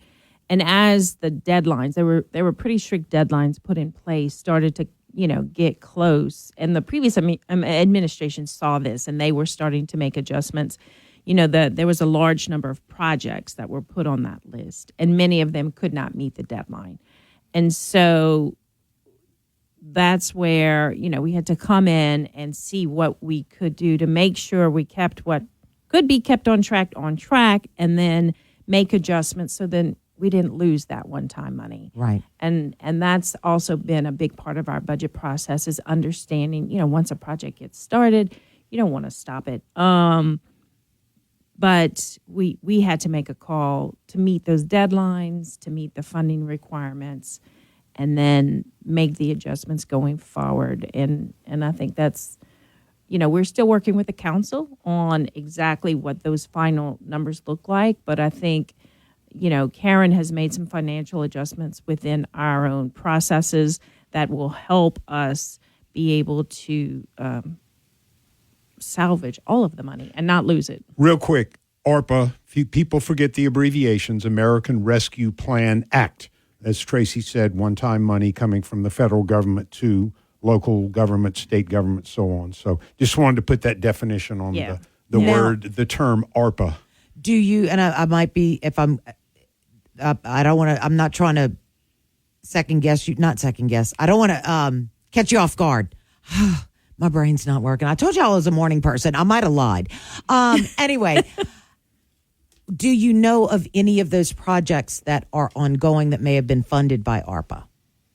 Even a couple of them. What do you mean exactly?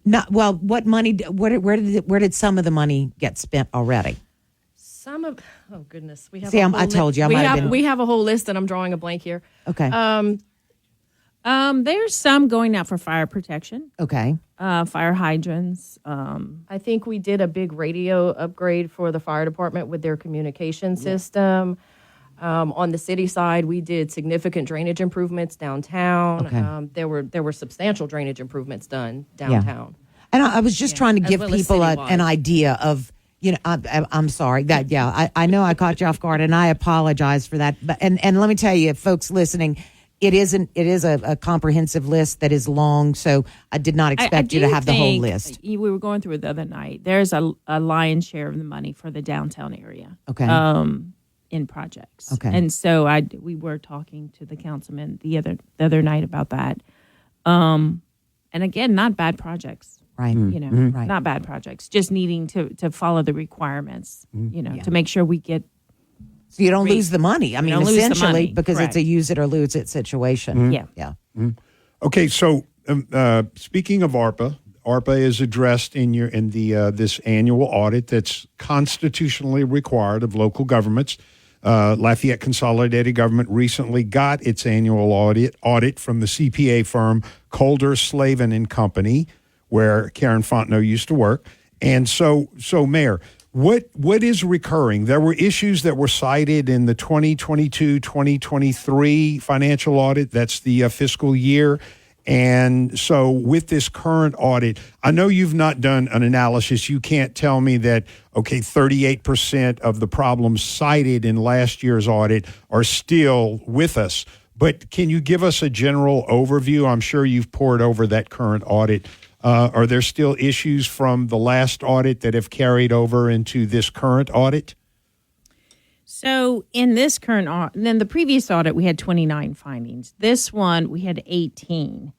And I think 9 were reoccurring from the previous audit. Mm-hmm. And really, when you get an audit, what it is, they have findings. They're looking at your processes, at your controls, and this control was not, followed, or, they're testing throughout your system, your whole financial mechanism. The auditors come in and they get to ask you, give me these files, give me these files, give me these files. And they'll test different parts of government each year, not over and over, but they'll pick different parts. And so it's really just to check, to make sure your checks and balances are in place.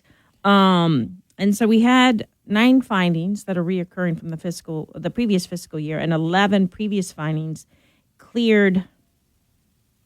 They either went away by the nature of what they were, or we kind of came in and corrected them when we got here, so they were no longer an issue. Yeah, and so what our job is, if an auditor finds an issue, is to put a corrective action plan in place, just to make sure people make. Sometimes you have honest mistakes found in an audit. You just don't want it to happen again. Right. So you put a corrective action, and that's what we have to do as a government, is answer the auditors and say, here's our corrective action plan. This is how, next time you come, it won't be happening. Right. We will fix that. And so going, I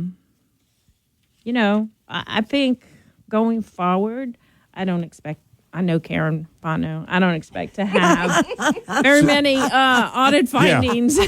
So is this, I don't want to comment on air, but she is a stickler, and she is protective of our taxpayer dollars in a way that I needed her to be, and she has no problem telling me no or anybody else. So are finances at Lafayette Consolidated Government, Karen, do you give them a good bill of health? It looks like there's still room for improvement, some things that need to be addressed, but do you give it a letter grade, A, B, C, D?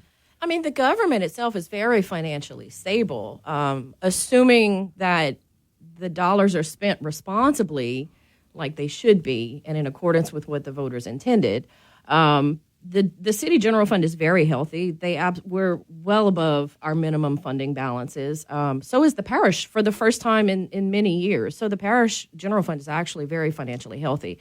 I mean, they are on the AB threshold. I mean, they're doing very well. Nice. That's good. But we did, we're coming off of an $80 million injection. Yeah. So, there's a... Well, you got to course correct after that's done, right? Yeah. Sure. Yeah. So that'll be a challenge. Yeah. And just so that the public listening, you guys listening know, the Legislative Auditor's Office releases reports on Every government. Not just government, nonprofits, colleges, everything in the state. And they make those available on their website. And we kind of go over them. And if you want a better understanding or you want to just really dive in, then you can do that on the Legislative Auditor's website. Thank you. Karen, you okay? I'm fine. Okay. Good job, ladies. Y'all did. Thank did a great Tracy. job. I And remember, appreciate it. no problem. And if you listening have questions, go ahead and submit them through the app or hop on our website and you can find Mark and I's and my email address. We'll be happy to present those questions to Lafayette Mayor President Monique Blanco-Boulay and her staff. KPEL News Time, 7:49. Securing America. During a Senate Appropriations Subcommittee hearing Wednesday, senators from both sides of the aisle criticized the proposed $849.8 billion Department of Defense budget for 2025, saying it's not big enough. Budgets are capped at a 1% increase by legislation. The senator said the budget, therefore, does not keep up with inflation and is actually lower. Hearing Chairman, Democratic Senator John Tester of Montana. We need to understand what risks this lower budget creates for our military personnel, our operations around the globe, and our modernization efforts. Republican Susan Collins from Maine criticized the potential effect on U.S. forces. The budget request would result in the smallest Air Force fleet in the service's history. We would have the smallest Army since the start of the all-volunteer force. Senator Collins adding the Navy would grow by just one ship. Kevin Uretsky, Fox News. Incredibly sticky weather out there this morning. A thick atmosphere with temperatures that have been sitting in the 80s so far this morning. It's staying very warm throughout most of the day. I think we've got our first 90-degree day coming up later this afternoon. About 91 for the high with a heat index the upper 90s, maybe even low 100s in some areas. Winds from the south today at about 5 to 10 miles an hour. Some strong possible severe thunderstorms possible tonight, but I think most of it staying north of us. From the Storm Team 3 Weather Lab, I'm KTC meteorologist Daniel Phillips on News Talk 96.5 KPEL. News Talk 96.5 KPEL. Right now, traffic. Still showing that accident Westgate at Dulles. That happened just under a half hour ago. Hopefully it has been moved off the roadway. Pinhook at Rue Ferdinand, also still showing that accident. Be very careful. The accident at Congress and Rue de Bellier has not come off the board yet. I'm not sure if they are wrapping it up, if it has been moved off the roadway, but it is an accident with injuries, and typically those take a little longer to deal with. Current temperature is 80 degrees.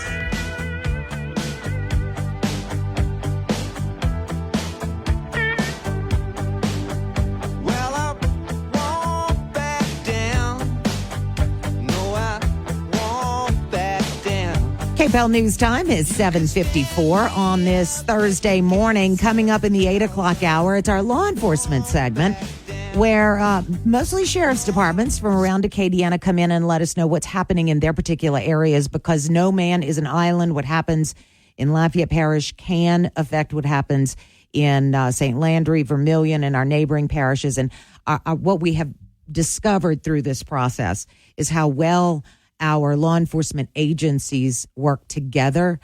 So we'll hear today from St. Martin Parish Sheriff's Office and also from the Acadia Parish Sheriff's Office when KP Gibson joins us.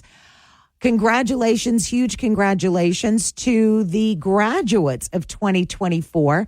Next week will be time for them to don the cap and gown and take their walk.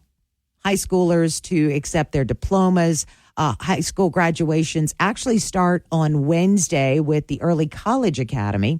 On Thursday and Friday, they will continue. Wait, let me make sure I'm saying that right. Yeah, they will continue with other. Oh, no. Okay. Here we go. You ready? Sorry about that. The rehearsals start next week, and then this is kind of confusing. All right, here we go. Early College Academy rehearsal starts on Wednesday with the actual graduation on Thursday. The rest of the high schools in Lafayette Parish do graduate on the 16th, 17th, and 18th. There are policies in place. Remember, those are held at the Cajun Dome. They have the clear bag policy, and we have all of that information on our website. Some of the private schools will start graduating earlier in the week.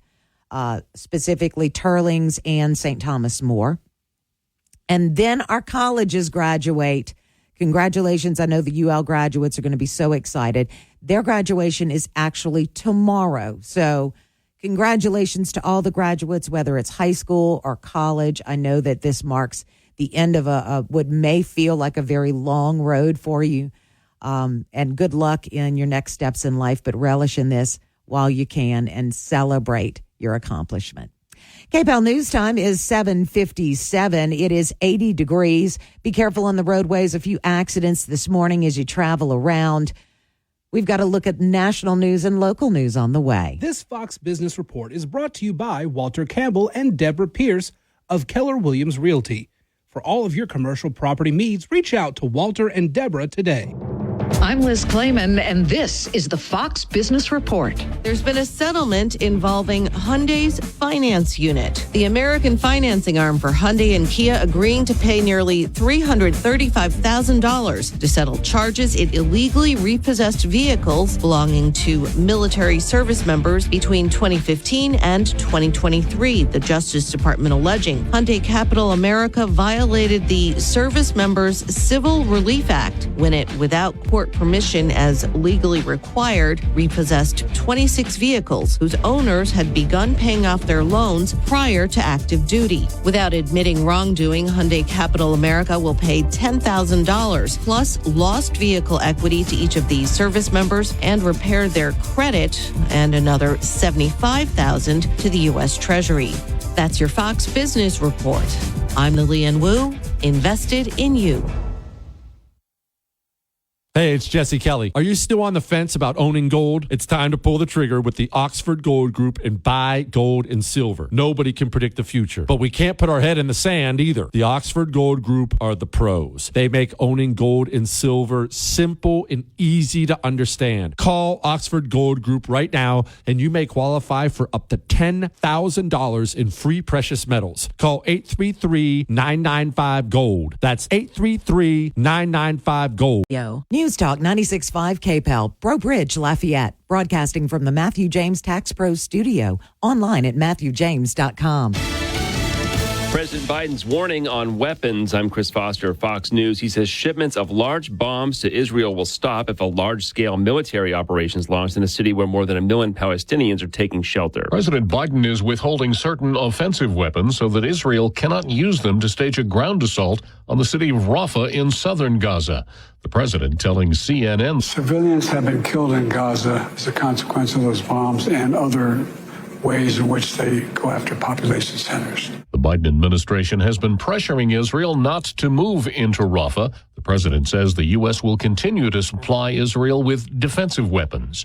In Washington, Jack Callahan, Fox News. Biden administration is expected to announce new rules for asylum-seeking migrants. It could possibly speed up deportations, would apply to those migrants seeking asylum, essentially allowing denials at the initial screening stage as opposed to the interview stage of the asylum process, and this would impact national security rules. Fox's Mark Meredith at the White House. Former adult film star Stormy Daniels is expected back on the stand this morning at former President Trump's criminal hush money trial. She testified about meeting the former president at that celebrity golf tournament in Lake Tahoe in 2006, then going to a suite for dinner and then having sex.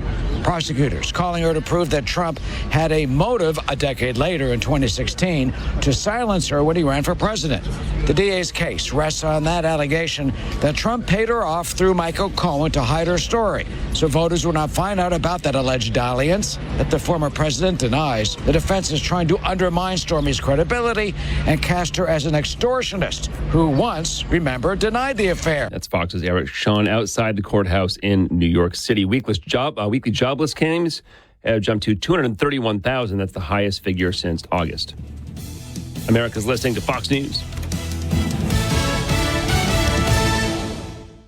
Hey, it's Jesse Kelly. Are you still on the fence about owning gold? It's time to pull the trigger with the Oxford Gold Group and buy gold and silver. Nobody can predict the future, but we can't put our head in the sand either. The Oxford Gold Group are the pros. They make owning gold and silver simple and easy to understand. Call Oxford Gold Group right now and you may qualify for up to $10,000 in free precious metals. Call 833-995-GOLD. That's 833-995-GOLD. Hey everyone, it's Ted from Consumer Cellular, the guy in the orange sweater, and this is your wake-up call. If you're paying too much for wireless service, you don't have to keep having that nightmare. Consumer Cellular has the same fast, reliable coverage as the leading carriers for less. And for a limited time, new customers receive their second month free when they sign up and use promo code MONTHFREE by May 31st. So why keep spending more than you have to? Seriously, wake up and call 1-888-FREEDOM or visit consumercellular.com. Taxes, fees, and other third-party charges will apply. See website. Your 24/7 news source, on air, online, and with the KPEL News app. Now the headlines from the KPEL News Center. Good morning. I'm Tracy Wertz with a look at news on this Thursday, May 9th. The state has filed a notice of appeal and voting rights advocates have filed a stay in reference to the ruling of a 3-judge panel that essentially tossed out the congressional map approved by the governor and legislature in January. Attorney General Liz Murrill and Governor Jeff Landry want the most recent map to remain in effect for the fall elections, arguing that Secretary of State Nancy Landry needs the information no later than May 15th. The judges have ordered the state and the plaintiffs to submit proposals by May 17th in advance of a hearing on May 30th. If the legislature doesn't adopt a new map by June 3rd, the judges say they will draw one. The Lafayette Parish School Board Wednesday night voted to support a state lawsuit challenging new Title IX rules that the Biden administration says would, in part, prohibit discrimination as it relates to gender identity. The board, though, decided not to sign on as a plaintiff because they say it's too late to do so. 18 parishes in the state have joined as plaintiffs, including 3 in Acadiana. The Senate last night opted to push a vote on the Senate version of the Education Savings Account bill until next week, but not before amending the measure. Senator Katrina Jackson Andrews introduced the amendment that would require students using an ESA to take end-of-course tests to evaluate their progress in the interest of accountability. The House version of the bill, authored by Karen Crow Representative Julie Emerson, is lingering in the Senate Education Committee. Some lawmakers are still skeptical about holding a constitutional convention despite an amendment to New Iberia Representative Bo Boyer's bill that would delay the start date until August 1st. Members have also expressed frustration over what they believe is a lack of transparency and questioning the public's ability to give their input. Boyer says the job needs to get done before the November election, so the legislature has the financial latitude to address a projected $500 million shortfall next year. He also reiterated that public comment and testimony would be welcome during committee meetings leading up to the convention.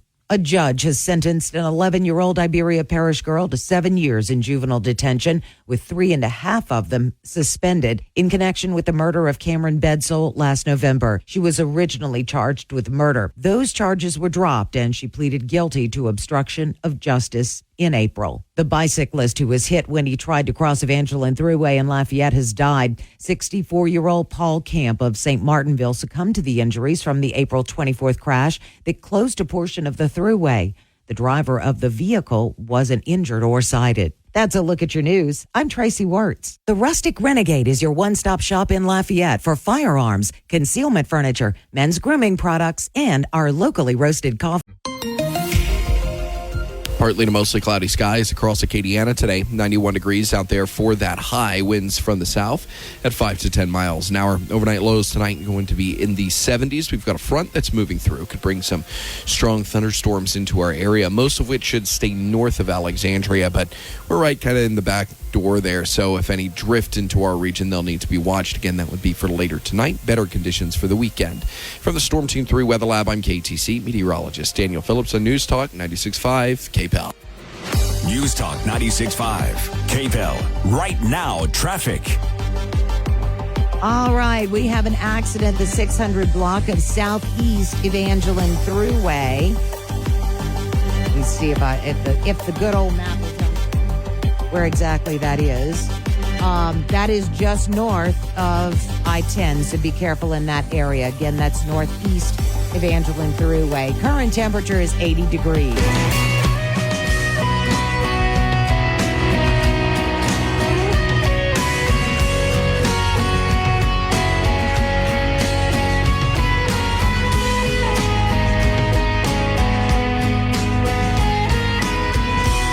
Morning and welcome back into Acadiana's Morning News. It is 8:09 on this Thursday morning, and Thursdays at 8 o'clock, we focus on law enforcement around Acadiana, and the sheriff's departments have been so kind in agreeing to come on and give us their time, let us know what's happening in their areas. This morning, St. Martin Parish Sheriff Beckett Bro had other plans, but one of my favorite people on the planet, Jenny Higgins, is here. A lot of times, Jenny, move it real close to your mouth. There you go. There you go, Jen. Jenny, how long have you been the PIO? Like 5 minutes? About 20 years. Yeah. 20 years and 5 minutes. Yeah. Not all of them are as easy to work with and kind to us as Jenny has been over the years, and I appreciate that.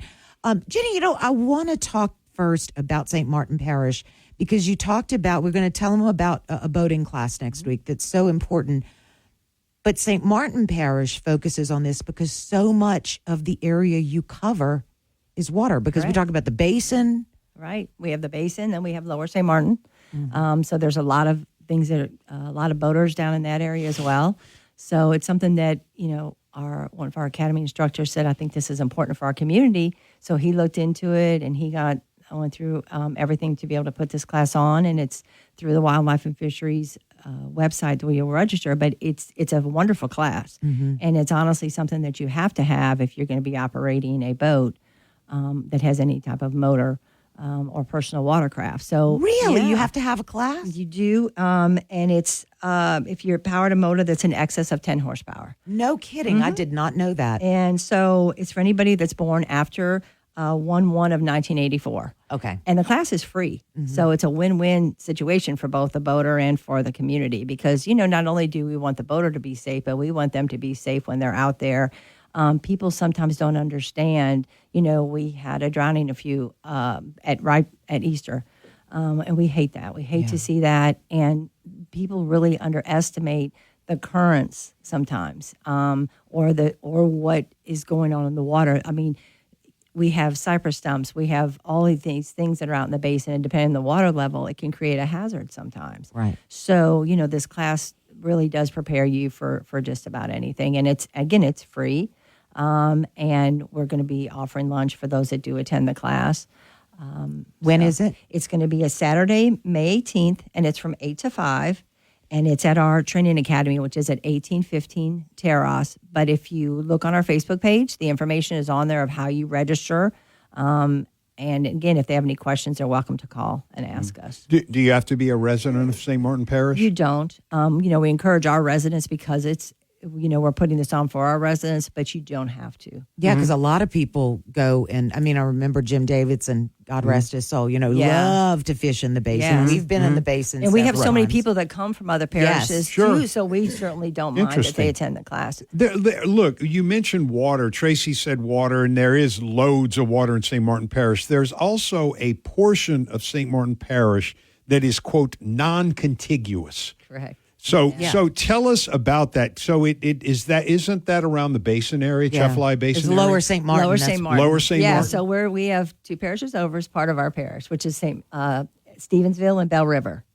And so we have deputies down there just like we do up here. They deal with a little bit more different situations sometimes than up here, but they do deal a lot with things that occur on the water because there's so many people. I don't know if y'all have ever been down there, but it's beautiful. Yeah. And I love going down there because when the eagles are nesting, like you can see eagles. Wow. Yeah, it's beautiful. If y'all ever want to come, we'll take you for a ride. I want to see. Sign me up. Yeah, several years ago, Bernie came, and it was great because it's different. It's I love going out up in Upper St. Martin and Lower, but Lower is just different. It's got different waterways, different things. And I was telling you earlier, it's so important that when people are going out in the water that they let everyone know where they are going.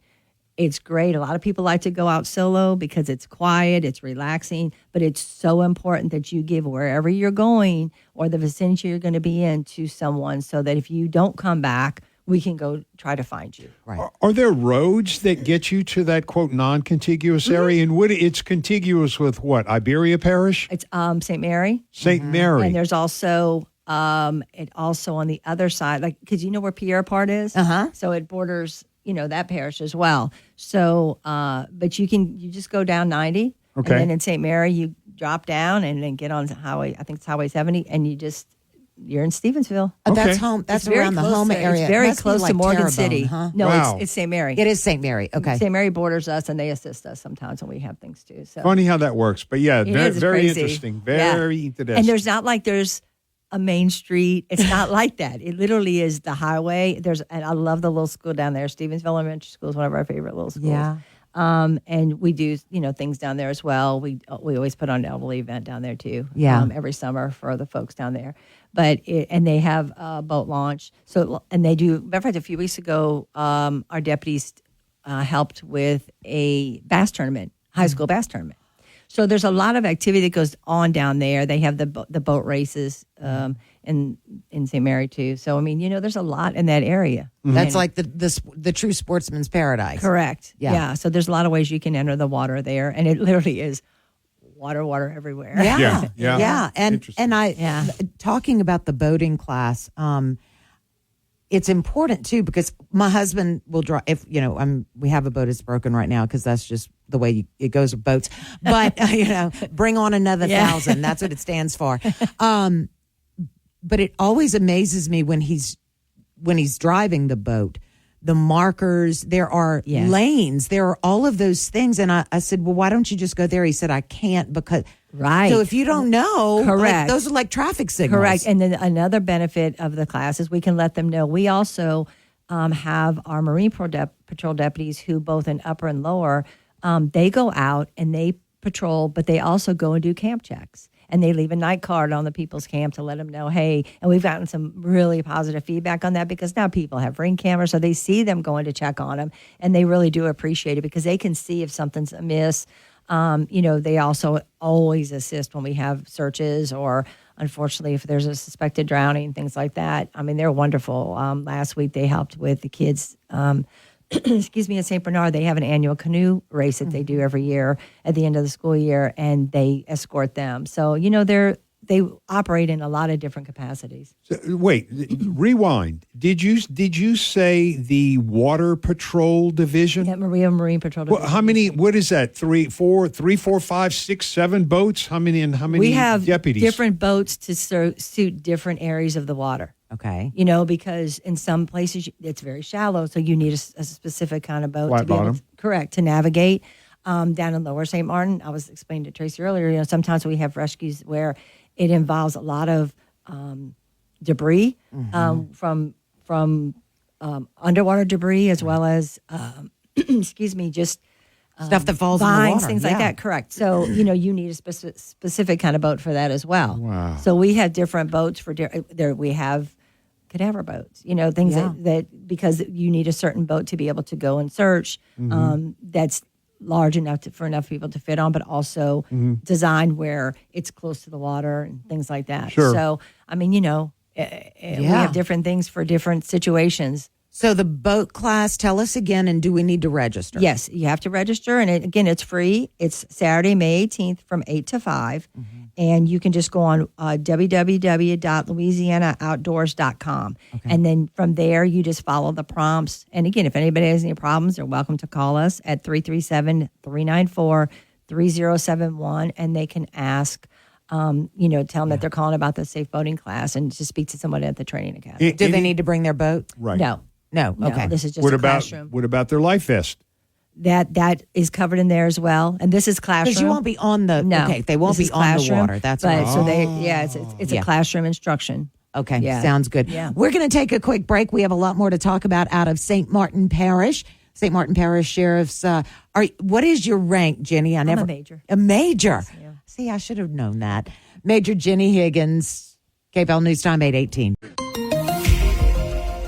Incredibly sticky weather out there this morning. A thick atmosphere with temperatures that have been sitting in the 80s so far this morning. It's staying very warm throughout most of the day. I think we've got our first 90-degree day coming up later this afternoon. About 91 for the high with a heat index in the upper 90s, maybe even low 100s in some areas. Winds from the south today at about 5 to 10 miles an hour. Some strong possible severe thunderstorms possible tonight, and I think most of it staying north of us. From the Storm Team 3 Weather Lab, I'm KTC meteorologist Daniel Phillips on News Talk 96.5 KPEL. News Talk 96.5 KPEL. Right now, traffic. Colley Saloon Road and Ambassador Caffrey. Yikes. We are showing an accident there. And still showing that accident southeast of Angelin Thruway. That's just north of Interstate 10. So be careful this morning as you travel around. It's kind of soupy out there. Current temperature 80 degrees.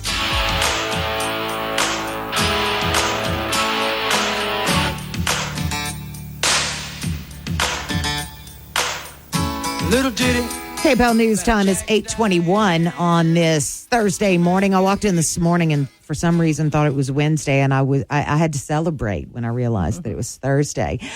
St. Martin Parish Sheriff's Major Jenny Higgins. Jenny, I think I knew that somewhere in the back of my brain, but I just always called her Jenny, and we are so excited to have you here. Believe it or not, y'all, school's going to be out in just a couple of weeks, and what do you do with the kids? Well, St. Martin Parish children are going to have something to do. Absolutely. Before I do that, I wanted to just mention something from our last conversation. Okay. I forgot to mention this.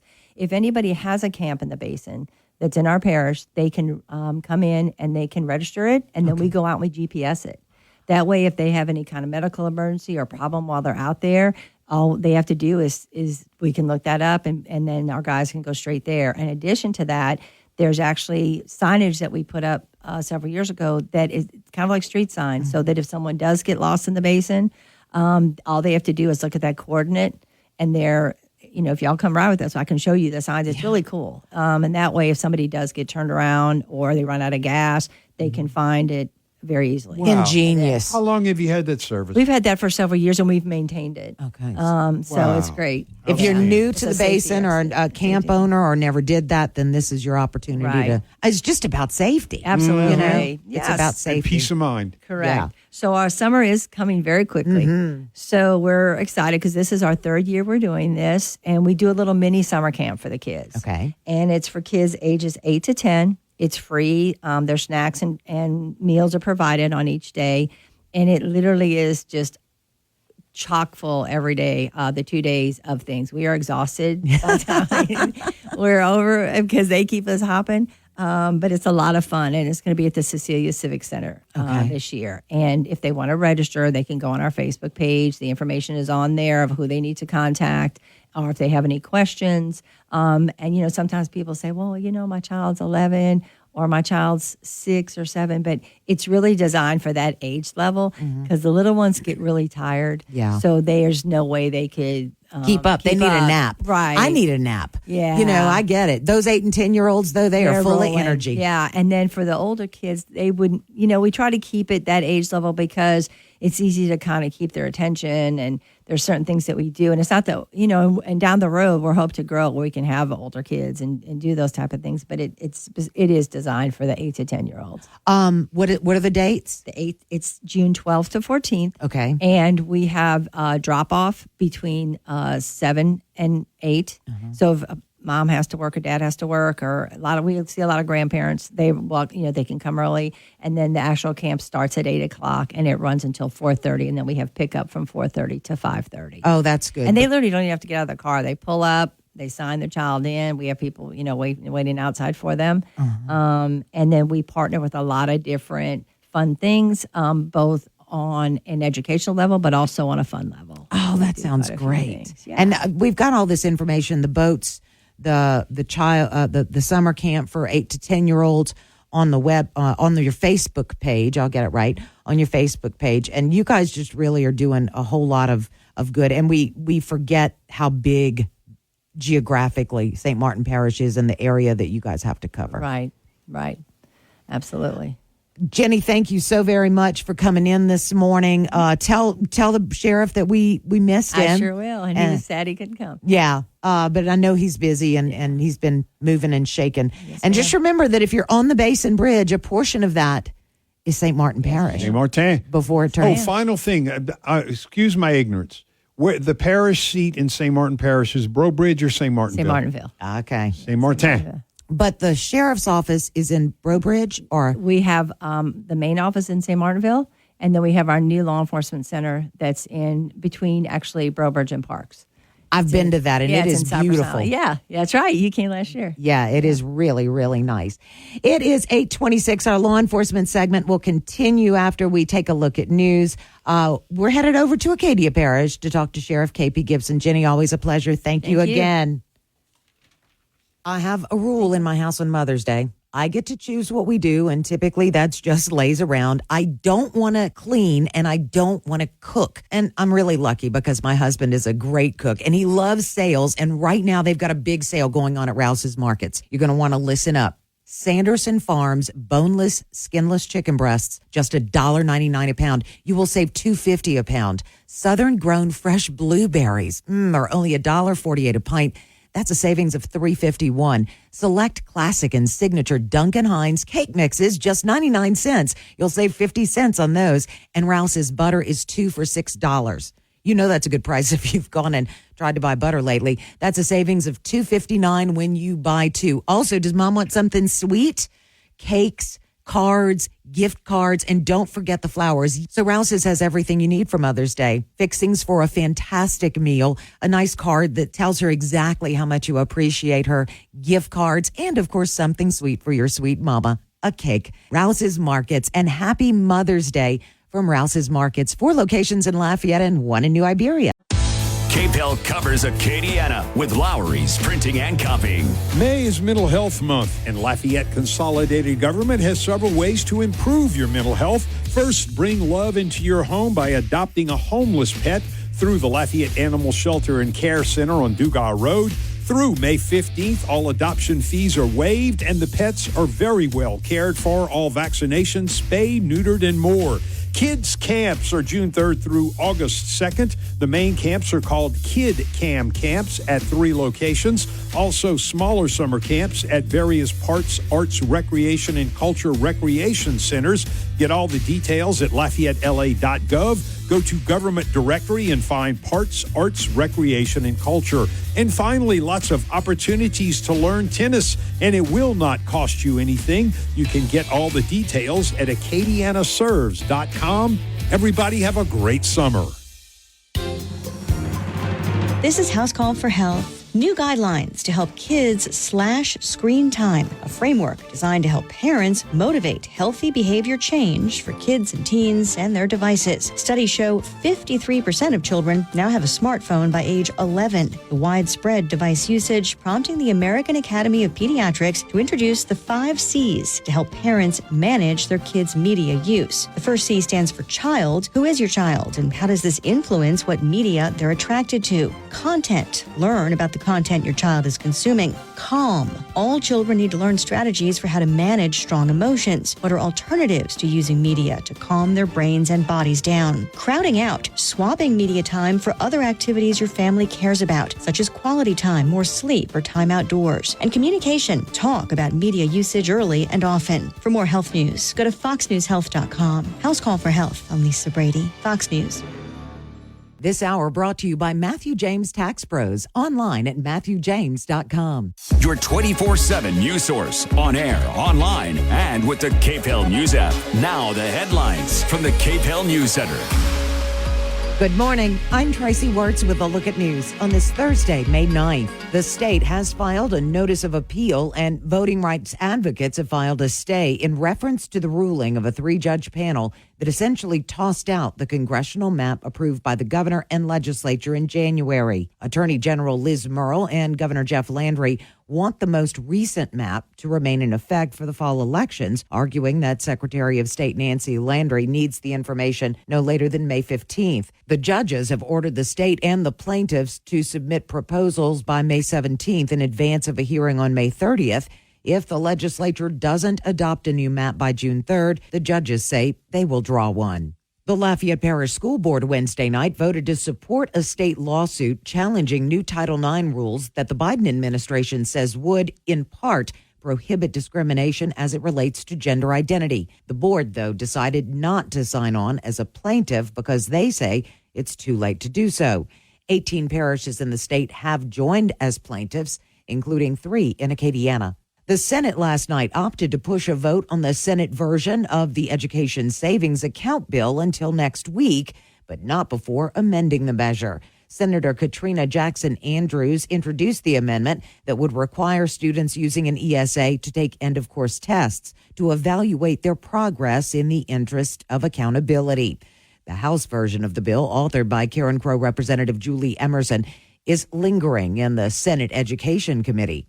U.S. House Speaker Mike Johnson made a statement following a failed bid to oust him from the seat. He expressed his appreciation for what he called a vote of confidence from his colleagues and said, quote, "This is the end of the personality politics and the frivolous character assassination that has defined the 118th Congress." Johnson went on to say, "The country desperately needs a functioning Congress, and that's what the overwhelming majority of the members of this body demonstrated today." Some lawmakers are still skeptical about holding a constitutional convention despite an amendment to New Iberia Representative Bo Boyer's bill that would delay the start date until August 1st.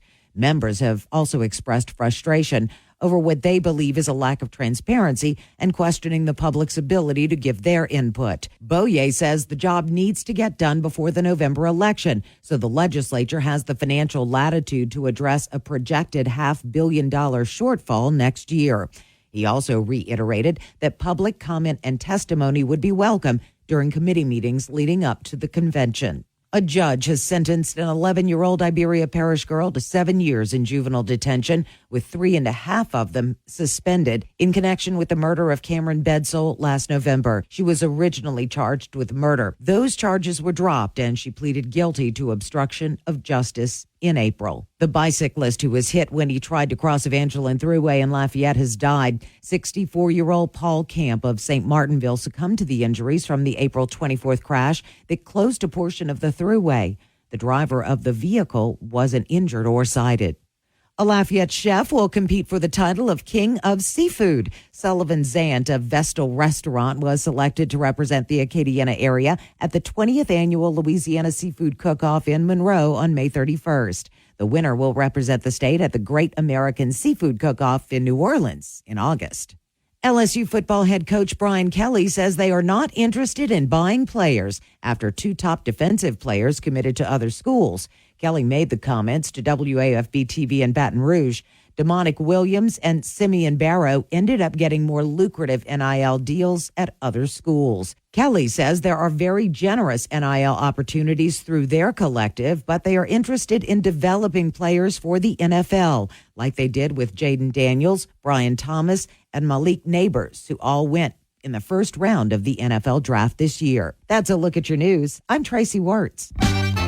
The Cajun Heartland State Fair is coming May 23rd through June 2nd. This year, the fair celebrates its 36th anniversary, and you can celebrate with early bird savings. Get the News Talk 96.5 KPEL Advanced Mega Pack before the start of the fair and save. The News Talk 96.5 KPEL Advanced Mega Pack includes 4 ride wristbands and 4 fair admission vouchers for only $100. And you can redeem them on any day of the fair you choose. Save now when you score the News Talk 96.5 KPEL Advanced Mega Pack. Only $100. And hurry because there's a limited quantity of the Advanced Mega Packs. Get yours today. You can buy the News Talk 96.5 KPEL Advanced Mega Pack at the Cajun Dome box office or online at CajunDome.com. LUS presents the 36th Annual Cajun Heartland State Fair, May 23rd to June 2nd. At the Cajun Dome, experience the wild rides on the Gold Star Midway or free family entertainment like Scott's World of Magic. Learn more at KPEL965.com and click on the Cajun Dome link. Brought to you by News Talk 96.5 KPEL, where Acadiana comes to talk. Partly to mostly cloudy skies across Acadiana today. 91 degrees out there for that high. Winds from the south at 5 to 10 miles an hour. Overnight lows tonight going to be in the 70s. We've got a front that's moving through. Could bring some strong thunderstorms into our area, most of which should stay north of Alexandria, but we're right kind of in the back door there. So if any drift into our region, they'll need to be watched. Again, that would be for later tonight. Better conditions for the weekend. From the Storm Team 3 Weather Lab, I'm KTC meteorologist Daniel Phillips on News Talk 96.5 KPEL. News Talk 96.5 KPEL. Right now, traffic. All right, still showing that accident, Cully Saloom and Ambassador Caffrey. Hopefully that has been moved off the roadway because that could be causing some big slowdowns. Current temperature is 80 degrees.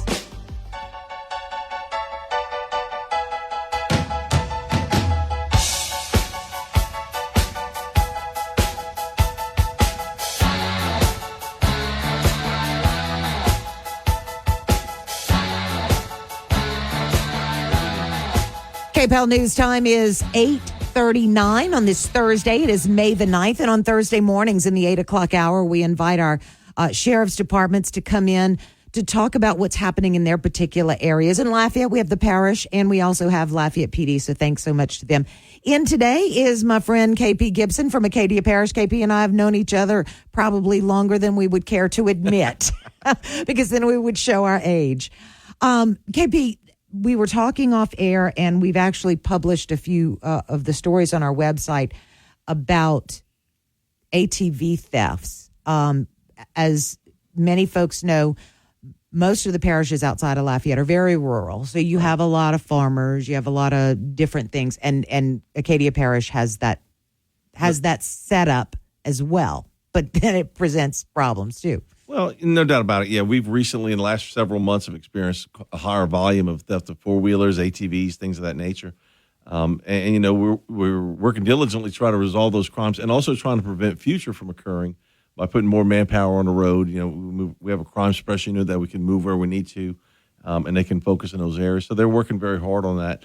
But the biggest problem we're having, and you know, it's not to everybody has a choice to make, right? Right. So, you know, where I choose to lock up everything in a building and take my keys out and put them where you can't find them, we're just having a problem not only with ATVs, but also with vehicles where people, in some aspects, are leaving keys in them, leaving them unlocked, you know, and it's not securing it, which really makes it more tempting for a thief that finds an easy access. Don't get me wrong, some people are doing exactly what they need to, and we're still having that problem. But we're seeing that is probably a vast majority. Shopping during the day, maybe driving and seeing something outside, come back later at night, find a four-wheeler, push it away, and hot wire it or crank it up or whatever it may be. But we're seeing a lot of that with keys in it. Oh. We need help to stop that. We're really asking for our residents to assist us, you know, by helping you not become a victim of a crime. And it's out there. We're fighting it. So are other rural parishes near us. We're in contact, working together with them. But at the same time, it's just like I said, we can prevent some of this crime. We just need our public's help. Well, and I think that law enforcement agencies kind of tell that across the board. Don't leave your car unlocked, because if they can't if they can't open the door, it's less of a temptation, or it's harder for them to steal it. Well, and it's a similar situation with the keys. Well, I can tell you about going back to the cars, same kind of deal. You know, we still have car burglars, but it's usually they'll drop off 3 or 4 people in an area, pull on door handles, hood it up, can't see who it is. And because there's video of it, but they only going into unlocked corridors. So, I mean, we have not seen smash and grabs where they smash the windows open, let's go through it. They're pulling on door handles. Like we said this before, it's just like I'm talking to a scam artist that's calling everybody and makes 100 calls but gets 10 people to bite. They've done good.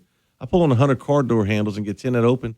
I've done good. And it's bad because we're getting guns taken out of vehicles, bags such as with wallets and money and so forth, and other items. So, this is really about how can our residents help themselves, but also help us at the same time. Where they don't have success, guess what? They're going to unfortunately move on to another area. And I don't wish them any other parish or nothing, but I do wish it out of Acadia. Well, and I think there are people listening who live in a more urban, I'll call it, area. You know, they live in the middle of Lafayette, or they live in the middle of a town, and they think, well, that's kind of a no-brainer. You know, I'm going to take my keys, I'm going to do this. I think there's a false sense of security sometimes when it comes to somebody who lives, you know, out where their neighbors aren't close, that kind of thing. Oh, nobody comes out here. Nobody is going to bother me. It's going to be fine. 30 years ago, that was great. Maybe 30, 40 years ago, it was a great theory. And you're right. You could sleep with the doors open, the windows open, whatever you needed. People would leave their doors unlocked for their kids to come home at whatever time. And there wasn't a problem. But it's a problem now. I mean, we have to lock our doors. Heck, you lock your doors when you sit in your house watching TV, for the most part, and everything from there. So, society has changed over the last 30, 40 years.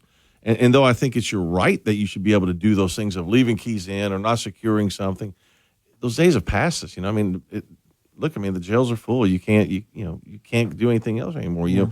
Back then it was, half occupied, because of society, the way it's changed. And whether you want to look at it from the drug aspect, whether you want to look at it from the way people are raised, or a combination of both, unfortunately, that's what you see in the problem is. I mean, a lot of it is supply and demand for, with drug activity, but a lot of it is a fact of just opportunity and not having this is their job, I guess, for lack of a better word. Yeah. Because I'm going to steal and make, maybe if I can make $1,000 a week, heck, they're doing pretty darn good because a lot of people don't make that kind of money. And it's tax free. You're right. I mean, and you spend an hour. I'm not making any joke. You spend 2 hours a night making around, looking, pulling on door handles, and they don't do it every night. But if you get a haul where you get several guns and several wallets and different things of value, unfortunately, it's a good night. Yeah. So lock your cars, lock your vehicles up. Don't leave the keys in your ATVs because you could be a victim. We're going to talk more to Acadia Parish Sheriff KP Gibson. We need to take a quick break, though. KPEL News Time is 8:44. Securing America. During a Senate Appropriations Subcommittee hearing Wednesday, senators from both sides of the aisle criticized the proposed $849.8 billion Department of Defense budget for 2025, saying it's not big enough. Budgets are capped at a 1% increase by legislation. The senator said the budget, therefore, does not keep up with inflation and is actually lower. Hearing Chairman, Democratic Senator John Tester of Montana. We need to understand what risks this lower budget creates for our military personnel, our operations around the globe, and our modernization efforts. Republican Susan Collins from Maine criticized the potential effect on U.S. forces. The budget request would result in the smallest Air Force fleet in the service's history. We would have the smallest Army since the start of the all-volunteer force. Senator Collins adding the Navy would grow by just one ship. Kevin Uretsky, Fox News.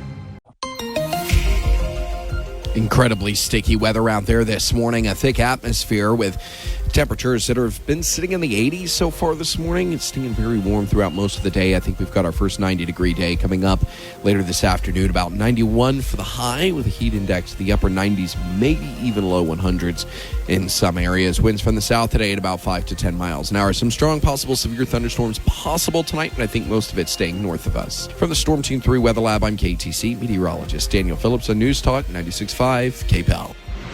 News Talk 96.5 KPEL. Right now, traffic. All right, we have an accident. Congress at University now, so be careful in that area. And still showing that accident, Kali Saloom and Ambassador Caffrey. They've likely moved that off the roadway, but if you are delayed, that's why. Current temperature is 80 degrees.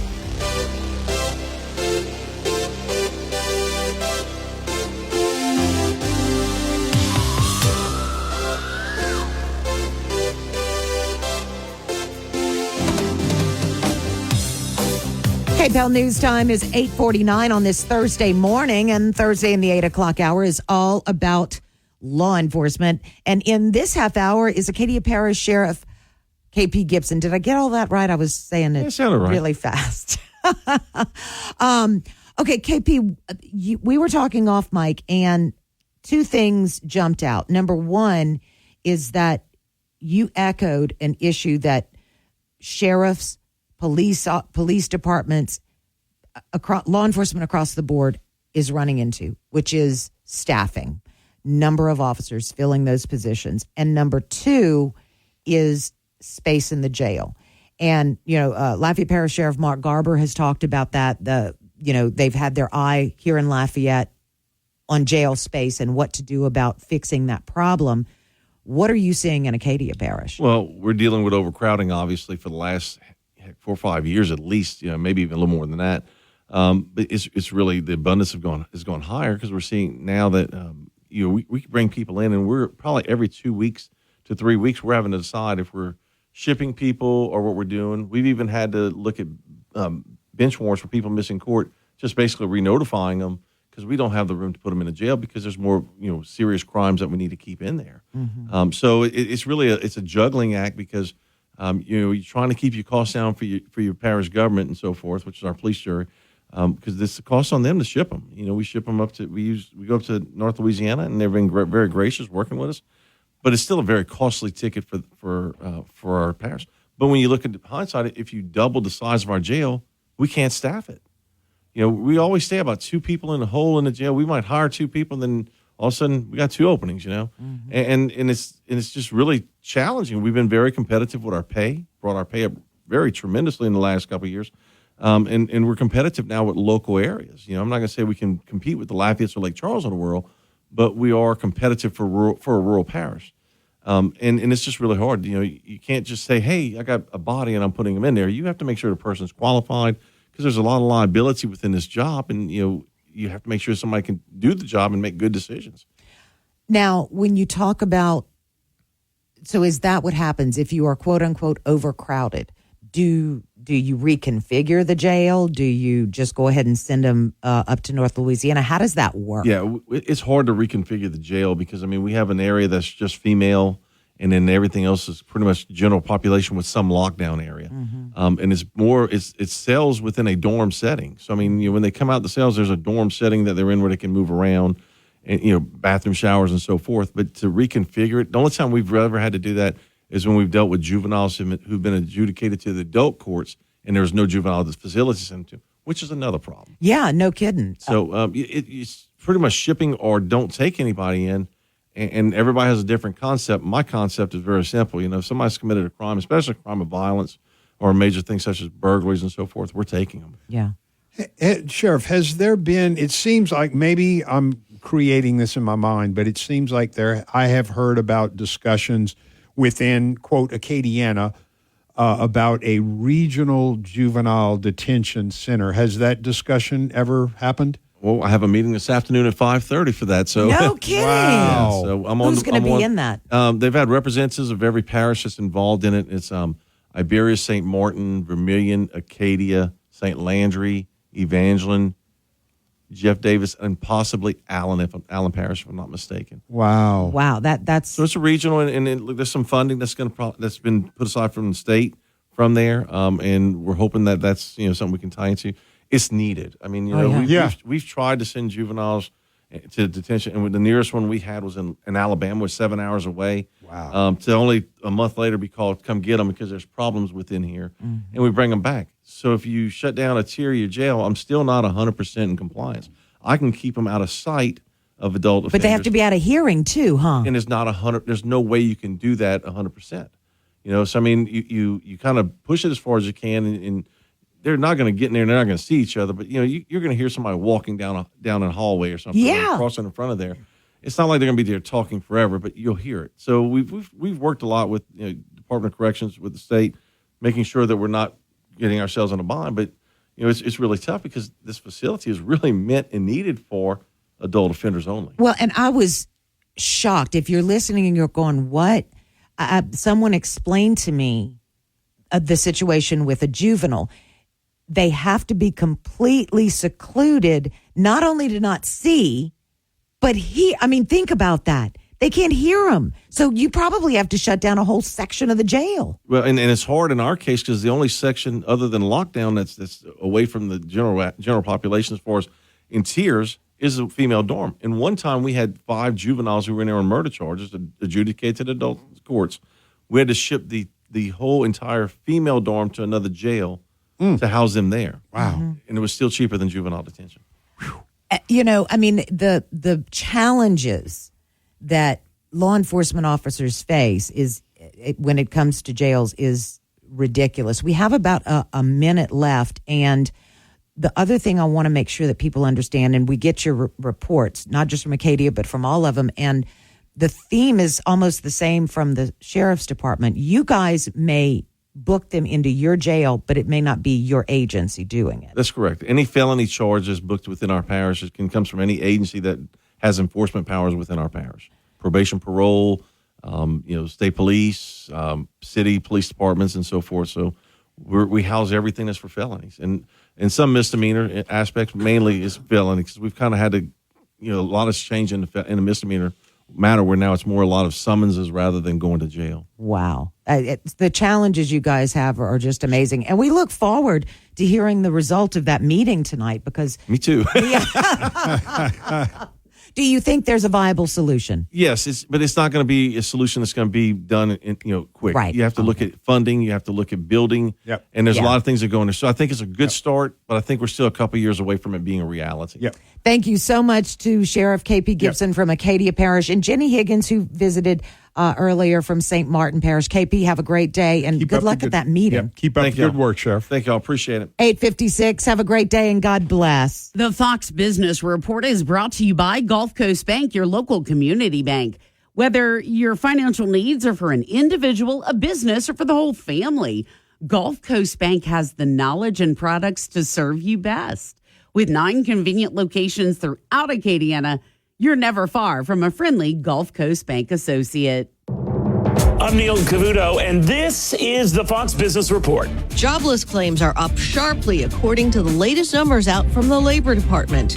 First-time claims for jobless help last week jumped by 22,000 to 231,000. That's the highest level since last August, and above the estimated 214,000 claims many economists were expecting. Tapestry is out with earnings. The parent company of major fashion brands Coach, Kate Spade, and Stuart Weitzman missed its third-quarter revenue estimates and cut its annual sales forecast, signaling that demand for its handbags and accessories will remain weak in North America and China. Also falling, Warner Brothers Discovery's shares after posting wider than expected loss and revenue that lags consensus. That's your Fox Business Report. I'm Lillian Wu, invested in you. Hey, it's Jesse Kelly. Are you still on the fence about owning gold? It's time to pull the trigger with the Oxford Gold Group and buy gold and silver. Nobody can predict the future, but we can't put our head in the sand either. The Oxford Gold Group are the pros. They make owning gold and silver simple and easy to understand. Call Oxford Gold Group right now, and you may qualify for up to $10,000 in free precious metals. Call 833-995-GOLD. That's 833-9... Every day at 5 p.m. right here on News Talk 96.5 KPEL, it's me, Joe Cunningham, with The Joe Cunningham Show, offering you news, analysis, and commentary you're not going to get anywhere else. The big news stories of the day, and even some of the headlines you may not be aware of. It's your local, state, and national news coverage from a local perspective right here. Every day, News Talk 96.5 KPEL. Check us out, The Joe Cunningham Show, every day at 5 p.m.